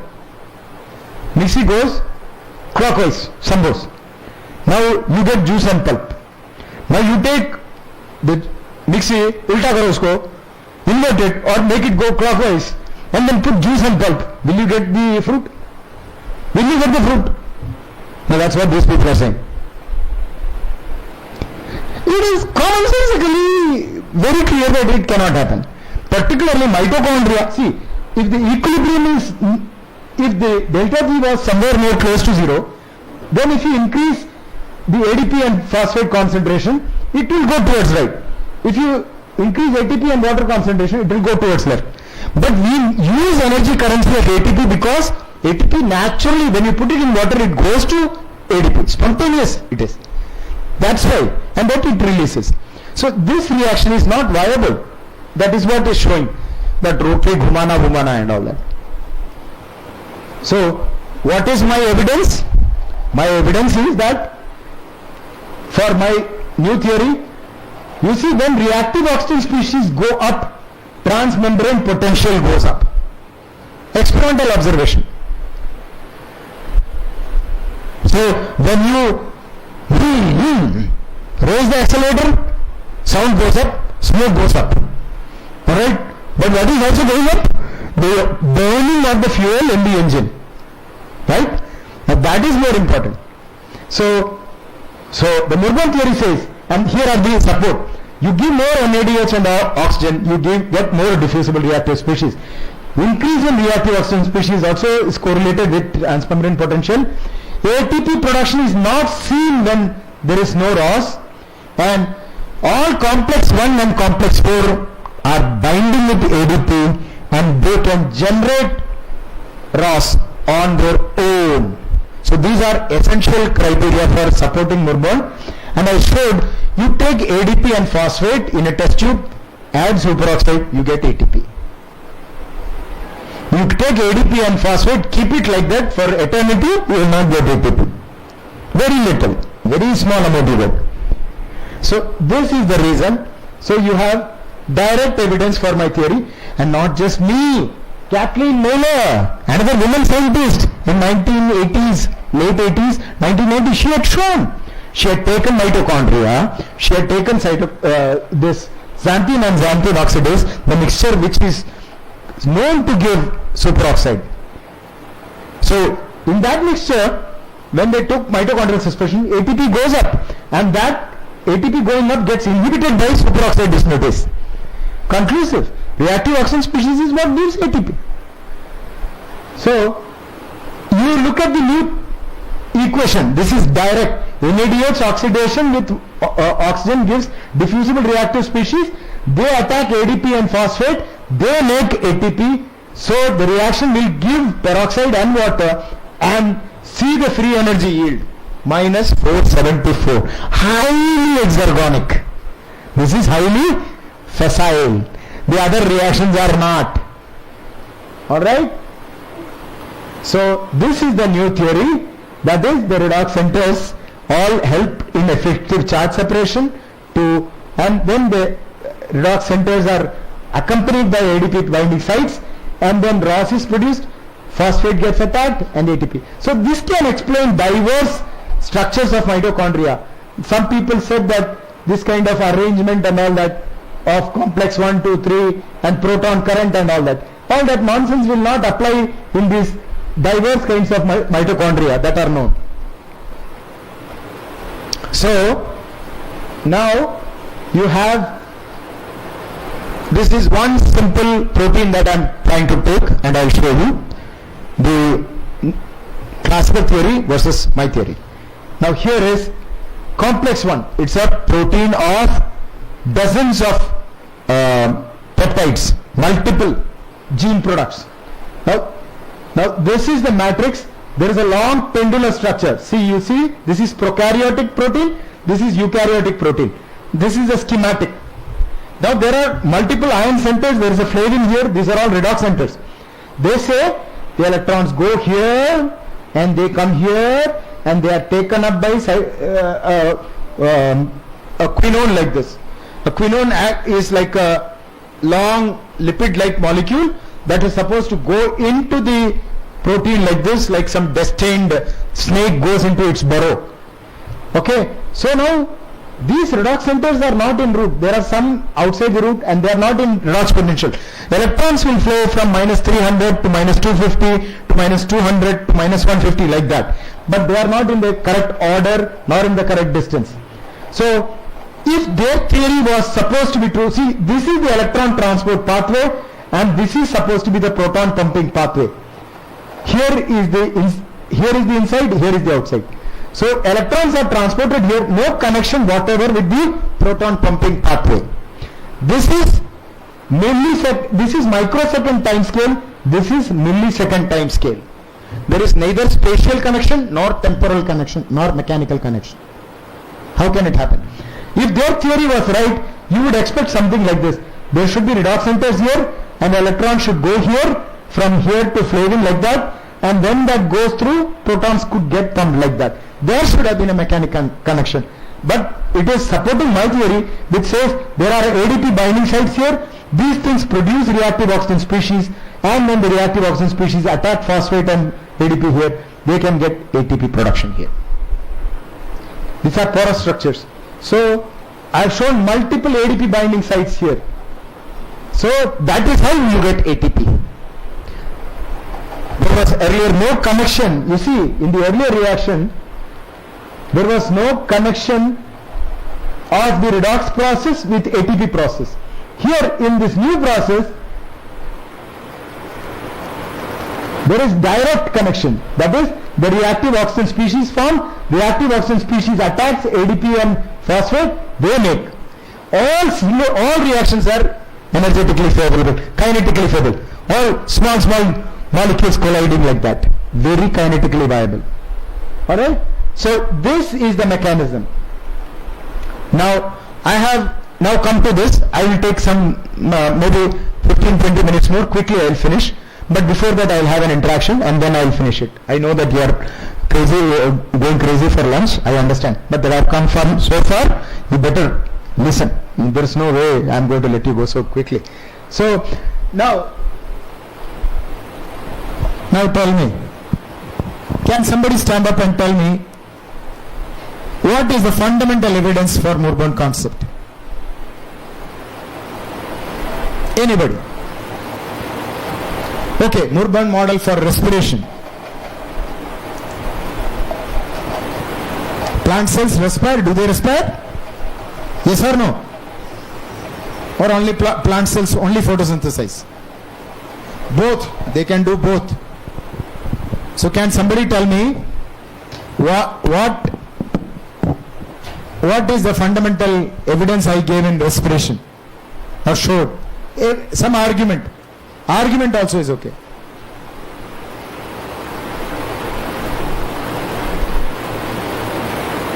I lectured for the last half an hour on this. So then 15 minutes more.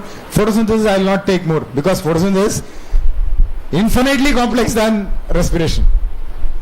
It involves light, quantum chemistry, quantum physics and all that, but I will show you something that even you will understand. I will show you.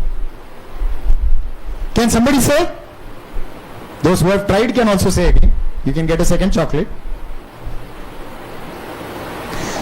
This purpose, you are asking me questions, is what you come here for. If you sit in class, that is not the purpose.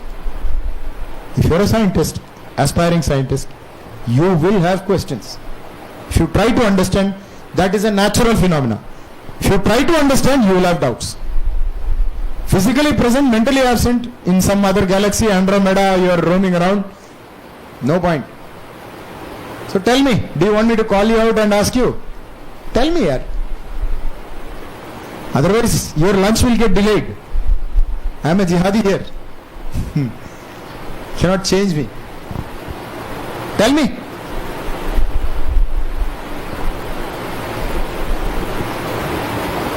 I have my mission very clear.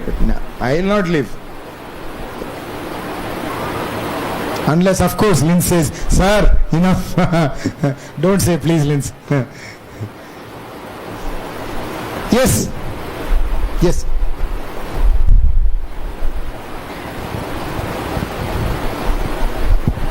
Yes. Tell me, dear. ATP doesn't form with ADP and phosphate.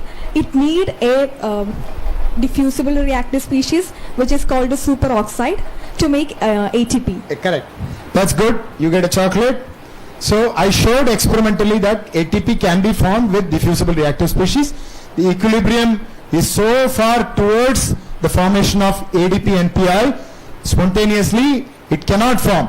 But I can make it form with some reactive oxygen species. and give it a different way to form. So one fundamental thing that you should understand is you can climb up a mountain with lot of labor, slide from the mountain easily, right?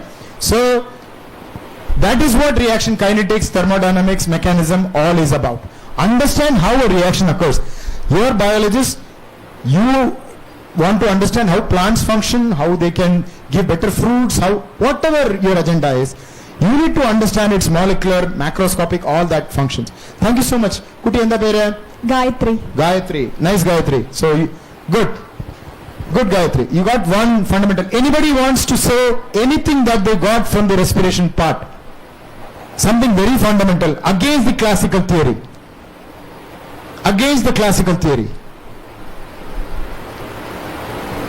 What is the most fundamental argument against the classical theory?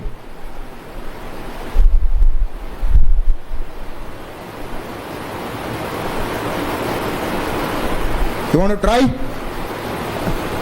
Against the classical theory? I said three. I'll put it.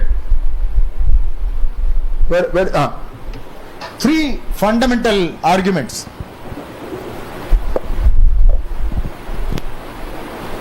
ETC, electron transport chain, proton pumping, rotary ATP synthesis. Three fundamental aspects. What were the three fundamental aspects I pointed out? So when the next time your teacher Linz comes and teaches you, sir, you should be able to say. You should change your textbooks. As I speak today, I got one of my students saying from Ranchi, she has introduced in the syllabus Murburn concept. I already teach it to 2 courses in Amrita. Why should we stick on to redundant ideas taught to us by the Westerners? If you are an autonomous institute, you can teach this, whatever is being taught, as well as the new idea.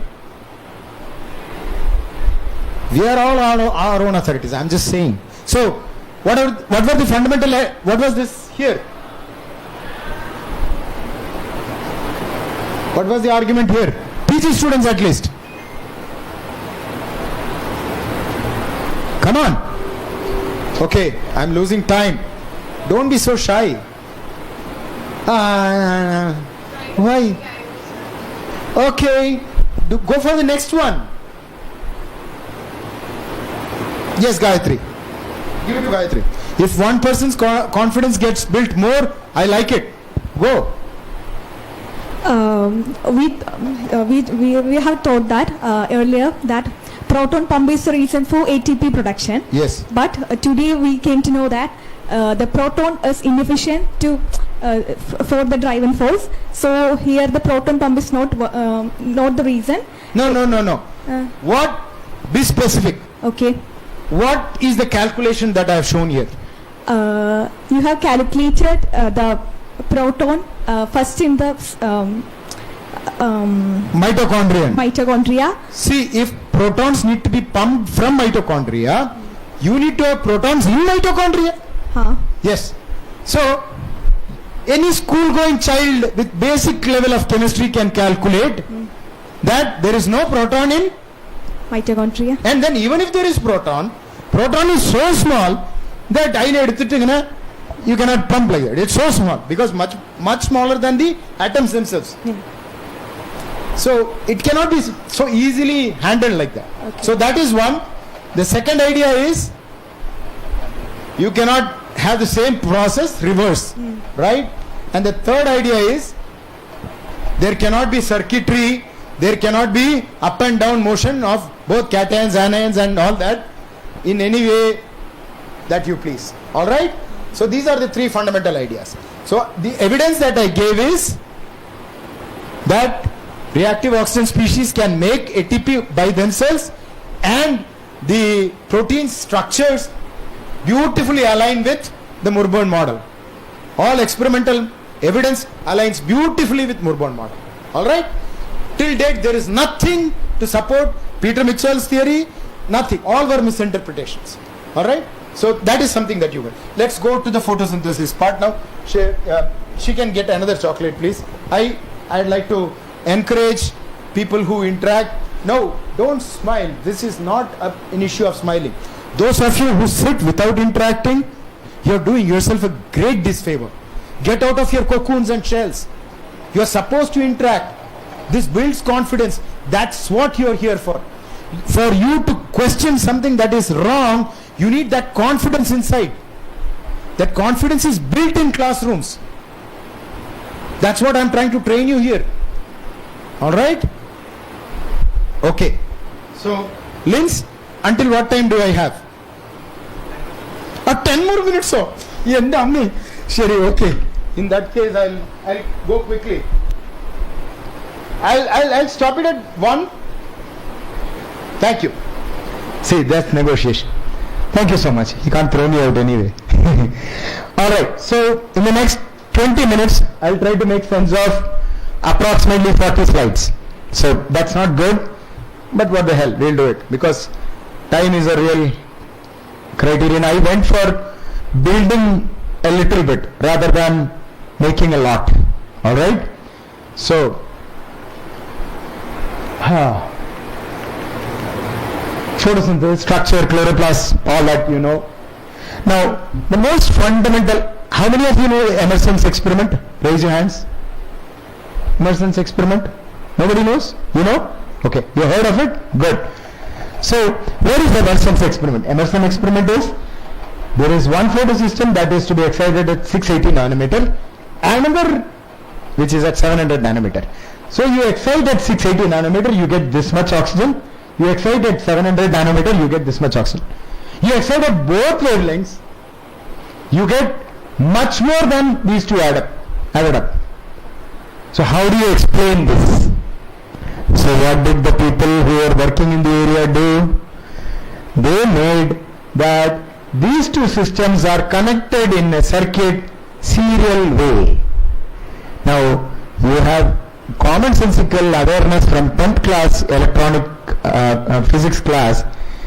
Does resistance go up in series or down in series when you collect two? When is resistance lower, in parallel or in series? Suppose I wanted to make more traffic from here to there. I want to have one long road or multiple. Where do you get more traffic? So, come on, interact. So, I will not go into all this. This is all sophisticated stuff. I am happy that I didn't do. So, here, there is another thing. This is just for number 4. Okay, he has come so far. Let me say something. Here, he already knows. Anyway, there are two types of photosystems, and then there are something called light harvesting complexes. Then these light harvesting complexes are supposed to capture photons, and they are supposed to relay photons to the reaction center. How do they do? Photon hopping and exciton hopping and whatever. Alright, this is the classical mechanism. So there are multiple steps. So if you study photosynthesis, there is something called Z-scheme. Have you heard of Z-scheme? Totally wrong. Please don't study it. Ditch it today. Complete nonsense. You go to the my YouTube, you see the biggest exponent, Golden G, Z-scheme. His textbook on, you see him fighting with me in JNU. Alright? All that. Go and check. He cannot answer. But so totally wrong. Don't study this. You don't need to learn mine, but so Z-scheme, Q cycle for plastoquinone regeneration, then Q cycle, all this I have clearly shown. It's not. Koch-Jolio cycle for breaking down of water.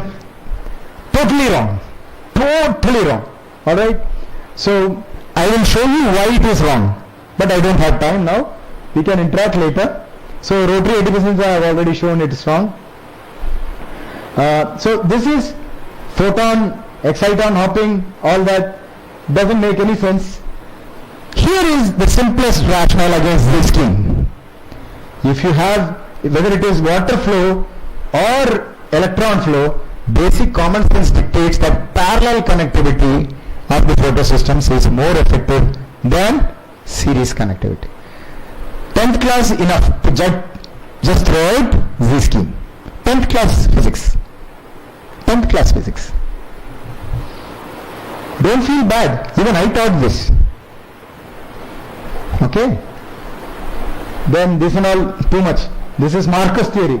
When I was in Urbana-Champaign, my professor asked me, I was being postdoc, do you even understand Marcus theory? Last week I put the mathematical theorization of the ideas that go beyond Marcus theory. I feel happy.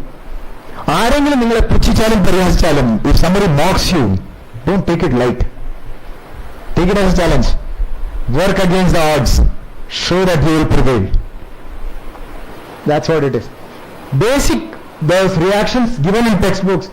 This is the Z scheme. So you have, this is the reaction.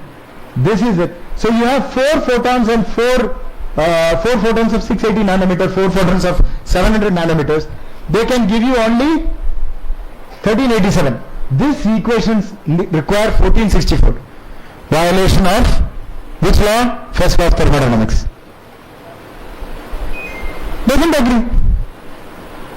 Or you can, even if you take that there is proton pumping and electron transport chain and all, basic calculations they have not done. So most importantly, these are ideas that you can appreciate as biologists without understanding chemistry, thermodynamics, physics and all that. Here is, now plastoquinone from photosystem 2, it has to come, photosystem 2 is an imperial, grana and all that structure. So photosystem 2 is inside. So plastoquinone has to take electrons from that. It has to go from one grana to jump to another grana to come outside to give to this one. Okay. This will not happen. These are all structurally, functionally non-relevant. Then plastocyanin, its structure is not conserved across, and you knock out plastocyanin, completely knock out. Rhabdopsis thaliana, they knocked out plastocyanin, 1990s. Without plastocyanin, it cannot go further. It functions happily. In my theory, plastocyanin is just a optional thing. In it, it's a very essential electron carrier. Understand? So this theory is nonsense. Please bear with me. I call it nonsense because unless an external force acts, things don't change. You understand? That's the Newton's law that I am trying to apply. And I have the freedom, that's why I am saying it. You have invited me anyway, so I can say it. So, so here is the Murburn model. What it says, just like respiration, effective charge separation occurs, you create reactive diffusible species, ADP, ATP forms, electrons get trapped into NADH, they get all that. Very simple. And here is, you have light harvesting complexes serve as like how you have one oil added to increase the fluidity of the pumps and one fuel for combustion. So photosystems can effectively do effective charge separation, whereas this thing only transiently give electrons. They cannot do effectively charge separation. The light harvesting complexes. Ultimately everything is for diffusible reactive species generation only. So here is the primary event, diverse pigments. They hit, electrons are ejected and DRSs are formed. Then DRSs once again give back unless and until the electrons are sinking into NADPH and oxygen is released. So basically you can explain all the phenomenon with this simple bimolecular reaction systems, and the equations are very simple. Oxygen evolution is not necessarily localized at manganese complex of photosynthesis 2. It is delocalized. So these are the equations, all are thermodynamically viable. You see. So the simplest overall equation is like this. So once again, this was also supported with experimental observations. Okay. So now the structures. You see, chlorophylls are bound, distributed randomly. They are bound here and there. There is no definite order for electron transfer and all that. It's a chaotic system. So that's what is shown, and there are grooves everywhere. There is no electronic circuitry. Alright? So there is ADP binding sites on the matrix subtending regions. So these kind of regions, there is no role in the classical theory. ಈ protein ಒಂದು roll ಇಲ್ಲ ಇನ್ನಂತಕ್ಕೆ ಭಾಗದಲ್ಲಿ. But now here we have ADP binding sites. What is the role? What is the evidence? You can electron donors to photosystem and photosystem 1 and 2 electron acceptors. Such diverse molecules. It is not by specific binding. It is chaotic, random interaction chemistry. This is the biggest evidence. So my theory. So there was also an observation of how bicarbonate increases photosynthesis. So that cannot be explained by the Z scheme. So from my scheme it is very clear.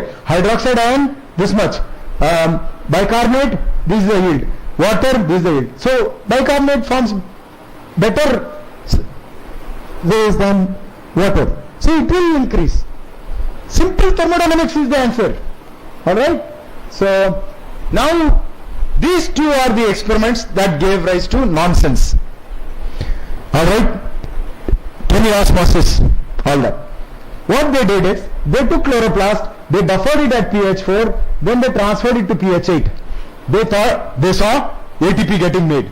Voila! This is support of chemiosmosis. No, it is not. Why? Because this is not experimental. It has zero experimental relevance. In real physiology, chloroplast inside, outside, there is no pH gradient. Alright, first. Two, you can take a lion, you can put it in a circus ring, you can make it jump across fire loops. But is that the way it works in real life? No. So here, this H plus, this equation, if you have water formation, you need H plus. That because the pKa of both phosphate and ADP are in the same range, physiological range. If you provide H plus from outside, it will form ATP by Le Chatelier's principle. It is not physiological. It is just a thermodynamic basic equilibrium driven principle. It has nothing to do with physiology. So this is explained. The other explanation was this experiment where they did an experiment with rhodopsin. Rhodopsin, when they took it alone in a vesicle, they found there was no ATP synthesis, and with ATP synthesis there is no ATP synthesis, but with rhodopsin, which was thought to be a proton pump, and with ATPase they found ATP synthesis. But with uncoupling agent like paranitrophenol, there was no ATP synthesis. This is very simple. You see the original paper, with rhodopsin alone they say there is no ATP synthesis. You go and see their experimental data, 20% ATP synthesis, 20% almost. What this thing does is it enhances ATP production. The original ATP production is this. So this is a pH stat that uses the ATP. This is the it is not a proton pump, it is a rhodopsin as carotenoid. Carotenoid is a tight concatenated system that can effectively do effective charge separation, generating diffusible reactive species. So it is all diffusible reactive species, and the proton pump of this thing cannot work is the pKa is 13 to 15. Alright, so it's a misinterpreted observation. So I am going quickly now, please bear with me. Linz has given me only until 1 o'clock. I will do justice to that. Sodium, potassium. Why does your cell internal have high potassium, less sodium? Which is the larger ion, sodium or potassium? Which is the larger ion? Chocolate question. Sodium or potassium? Think about the group. Why are you looking at it? Think. When I ask a question, think. Which one is bigger, sodium or potassium? Which is heavier? Which is bigger?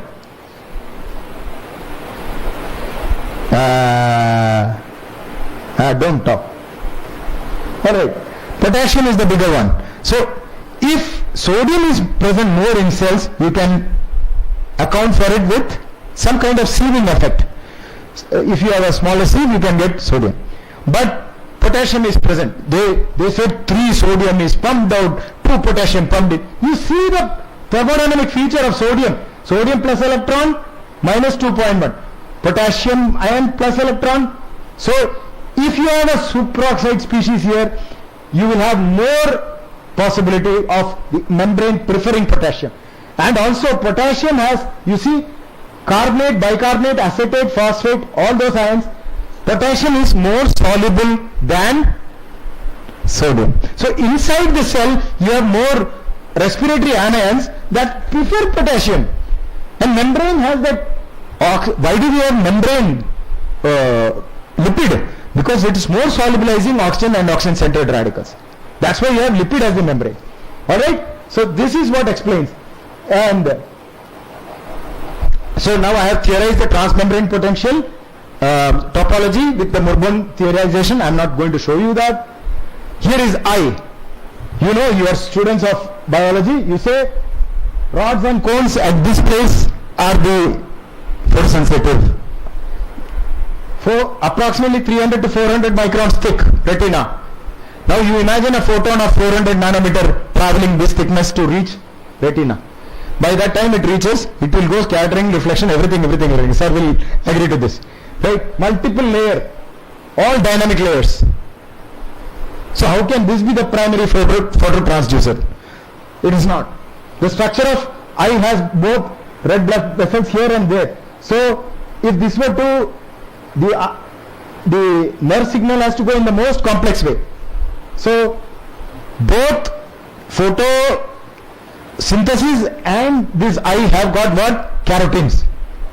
Both are, upon falling of light, they give electrons, they give reactive oxygen species. It's a new theory. That explains how phototransduction occurs with transducin. The new structures. I am running short of time. I will make justice to my host. So this explains the fundamentally. So if you incorporate diffusible reactive species into the scheme of things, you will explain the whole evolution much better.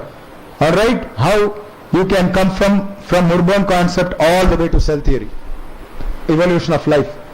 So Murburn is a fundamental pillar, even upholding cell. So both cell chemical powering, coherence, homeostasis, thermogenesis, electromechanics, mobility, all that. So why does cyanide kill at such small doses? Only Murburn explains. Currently the theory is that cyanide comes and binds to heme center, thereby blocking oxygen's binding. Now what I say is cyanide can convert the reactive radicals species to water as a catalyst without getting used in the process. And this is bimolecular, highly kinetically facile and highly thermodynamically facile. Carbon monoxide is at least 10 million times much stronger than cyanide for binding. So now you have, say, one molecule of cyanide. The toxicity is you have 9,000 times more of cytochrome oxidase or hemoglobin inside. So even if one can bind to one, take it away, still you have 999 left. How can you explain? Well, practically no change. So here you have change because these reactions are much faster. You don't need cyanide as a reactant. You need it as a catalyst. And carbon monoxide, you have 2%, 3% cyanide, you die. You cannot, you hit cyanide, you can't even feel. Bang, you're out. Whereas carbon monoxide, which is at least 10 million times more strong in binding compared to cyanide, you need 40% of it to lose consciousness. 40%. These are the numbers. This is published in Toxicology, LCVS top journal. Okay. So these are my collaborators. I would take some time now. Please give me. That's all. Winding up now. This is Professor Bajin of National Academy of Sciences, Russia. This is Hirohisa Tamakawa of Gifu University. Laurent Jakin of Belgium. He is a Nobel laureate student.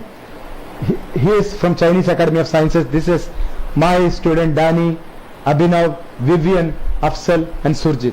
These are my coordinates. You will have easy access to me if and when. Oh, I want to be most grateful to the people who have supported. This is the person who allowed me to oppose him in his lab getting his money, Lowell Hager. I owe all that I did in my life to him. If a teacher does not allow his student to question his idea, that person is not a teacher. This person allowed me that. Great man, Lowell Hager. This person is George Chaldakov, who was introduced to me by Stanislav Yanev. He encouraged me in my professional pursuit, got my many publications published, and he was the one who published Murburn concept challenging Peter Mitchell's paper for the first time. And as a result of that, his paper, his publication lost listing in Scopus. But that's okay. Okay, so this is Professor K.T. Soman, my dean at Amrita. These two are Dr. Menon and Dr. Muralidharan. They are from Swadeshi Science Congress movement.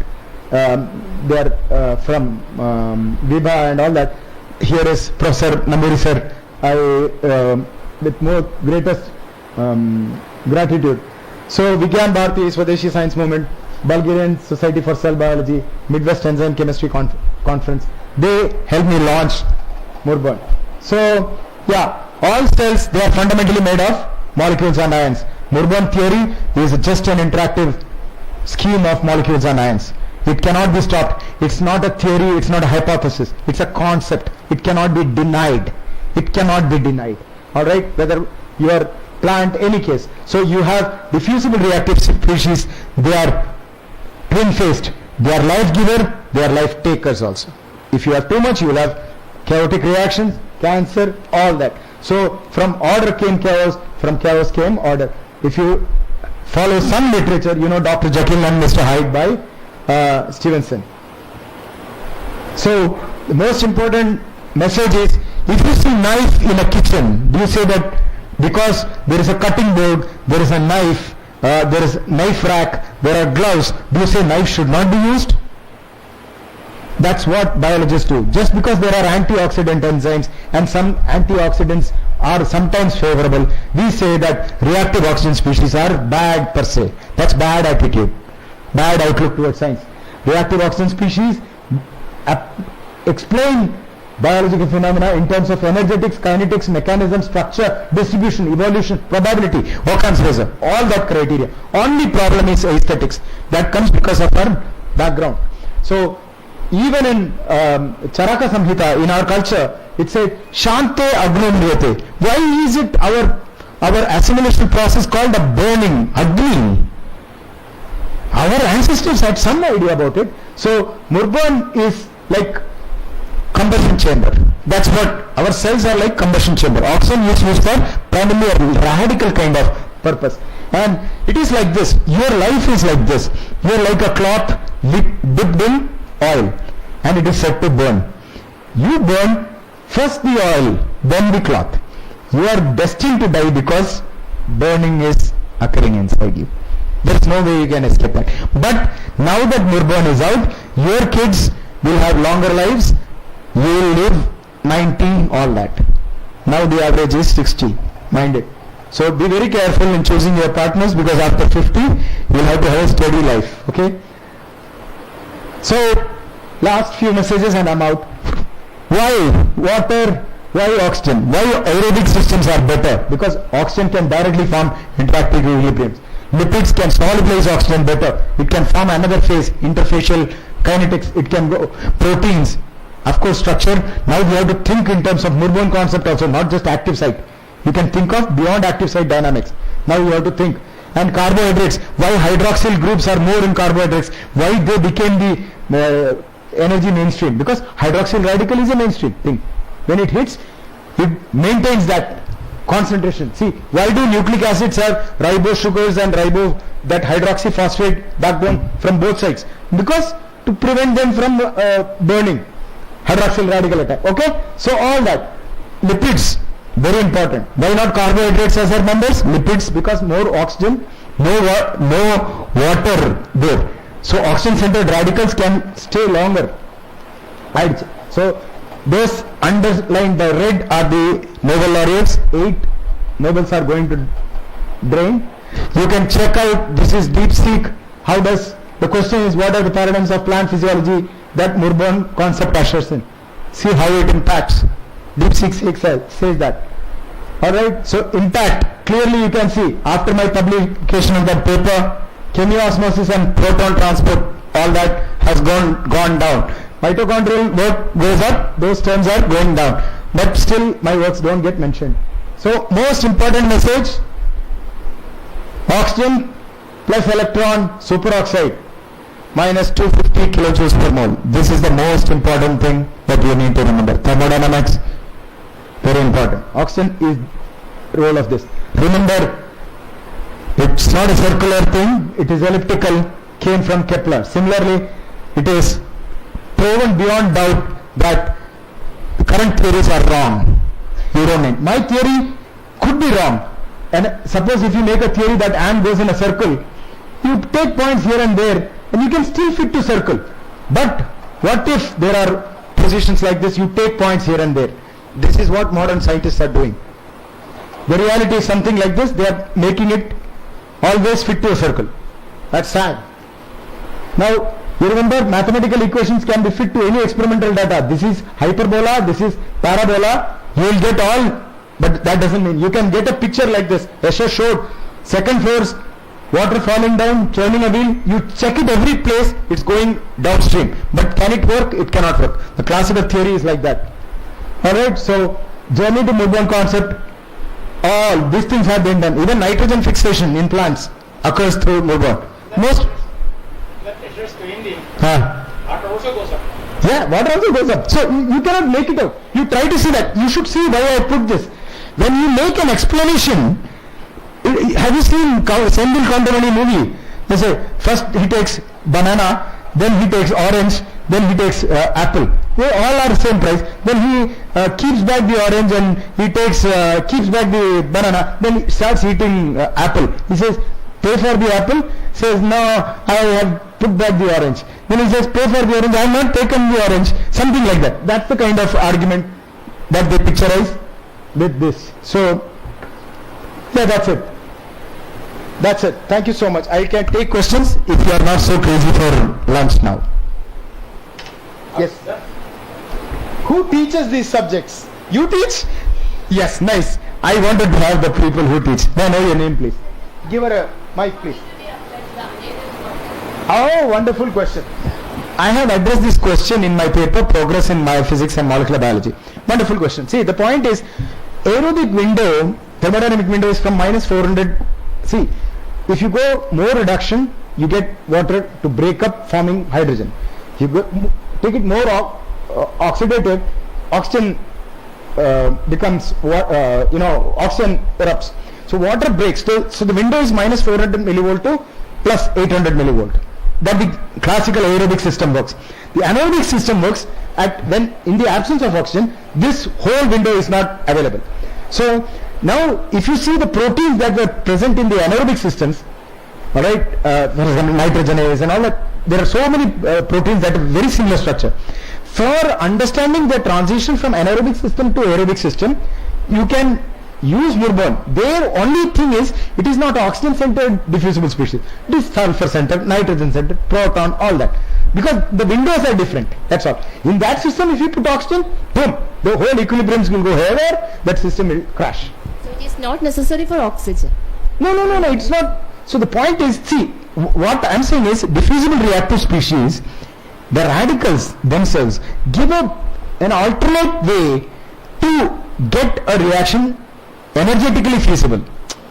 So in terms of aerobic systems, the whole window is available from minus 400 to plus 800. The oxygen water equilibrium, full water. Even in anaerobic system, there is water, but there is no oxygen, free oxygen. There you have sulfur, nitrate, they have interactive equilibrium there. There what the proteins try to do is they try to make reactive species from sulfur centered and all that. So sulfur bacteria will have to accumulate sulfur, so they will grow very slowly. Here the interactive equilibriums are more efficient. The simple chemical engine concept is very easily, things can come on, come out, go in, it all works beautifully. Okay, sir. Thank you, sir. And just wanted to say one thing. I am coming from St. Albert's College and my students are also with me. Okay. When the brochure get me, the main attraction, the main curiosity was the title of your paper. So because of that title, we came here with my What is the friends. title of which paper? I mean that about textbooks like that. Ah. Murburn concept. That Correct the textbooks. Yes, correct the textbook and Murburn concept. Yeah. Because it was very new for me. Yeah. And I think for my students also, it will be a Wonderful to, you are fortunate that you are a teacher like this. May I know your name please once again? I'm Shahina. Shahina. Wonderful, Miss Shahina. Thank You are fortunate to have teachers like Shahina and Linz. Seriously. Because in other places where I go, I'm seen as a disruptor. But science is like this essentially. You know, we need to open up. My theory might not be true. But one thing I can tell you for sure, whatever you are being taught is false. Because in science you can say what is wrong. See, the protons are not there. How can it pump? And sodium, potassium pumping, kya hai? An enzyme can only usher things to equilibrium. It cannot change the position of equilibrium. I can say I like laddu, I don't like jalebi. I can say that. What can a molecule do? It's sitting there. It cannot do that. There is an equilibrium it has to establish. That is what it can do. It cannot change the order of things. We are losing my most fundamental idea that I am advocating is Murburn concept ushers in physics into biology, establishes physics in biology. Until now, that was not possible. So I just wrote down some, Ms. Shaheen, wonderful, wonderful that you are interested in new ideas and you are encouraging your students to get exposed. I feel that nowadays talks have become very formal. It's just some time limit here and there. I personally like to interact and get, my ability to question this thing. That girl, she said, one simple statement, emotional statement, and it hit me. It hit me so hard because exactly that's what I felt. Plaster quinone taking an electron from here and going to that place. Then plaster cyanine also doing that. It cannot happen, no. Why should it happen? All these kind of questions. It didn't agree. So one thing led to another. The problem with one falsity is that if you try to build on falsity, you probe one simple thing, everything breaks down. So you check out my that video where you will see the biggest advocate of Z-scheme, Govindji, fighting with me in JNU. You will see. They get very unnerved. I too have taught this. I have also taught this. I have taught biochemistry for a long time. Yeah. I have taken too much time. One was the time, but then this was interaction. Let's anything else? I got some chocolates. Anybody says, hey, you. How many students did you get? You and your students. And 7 students and then 1 teacher. 2 for the teacher.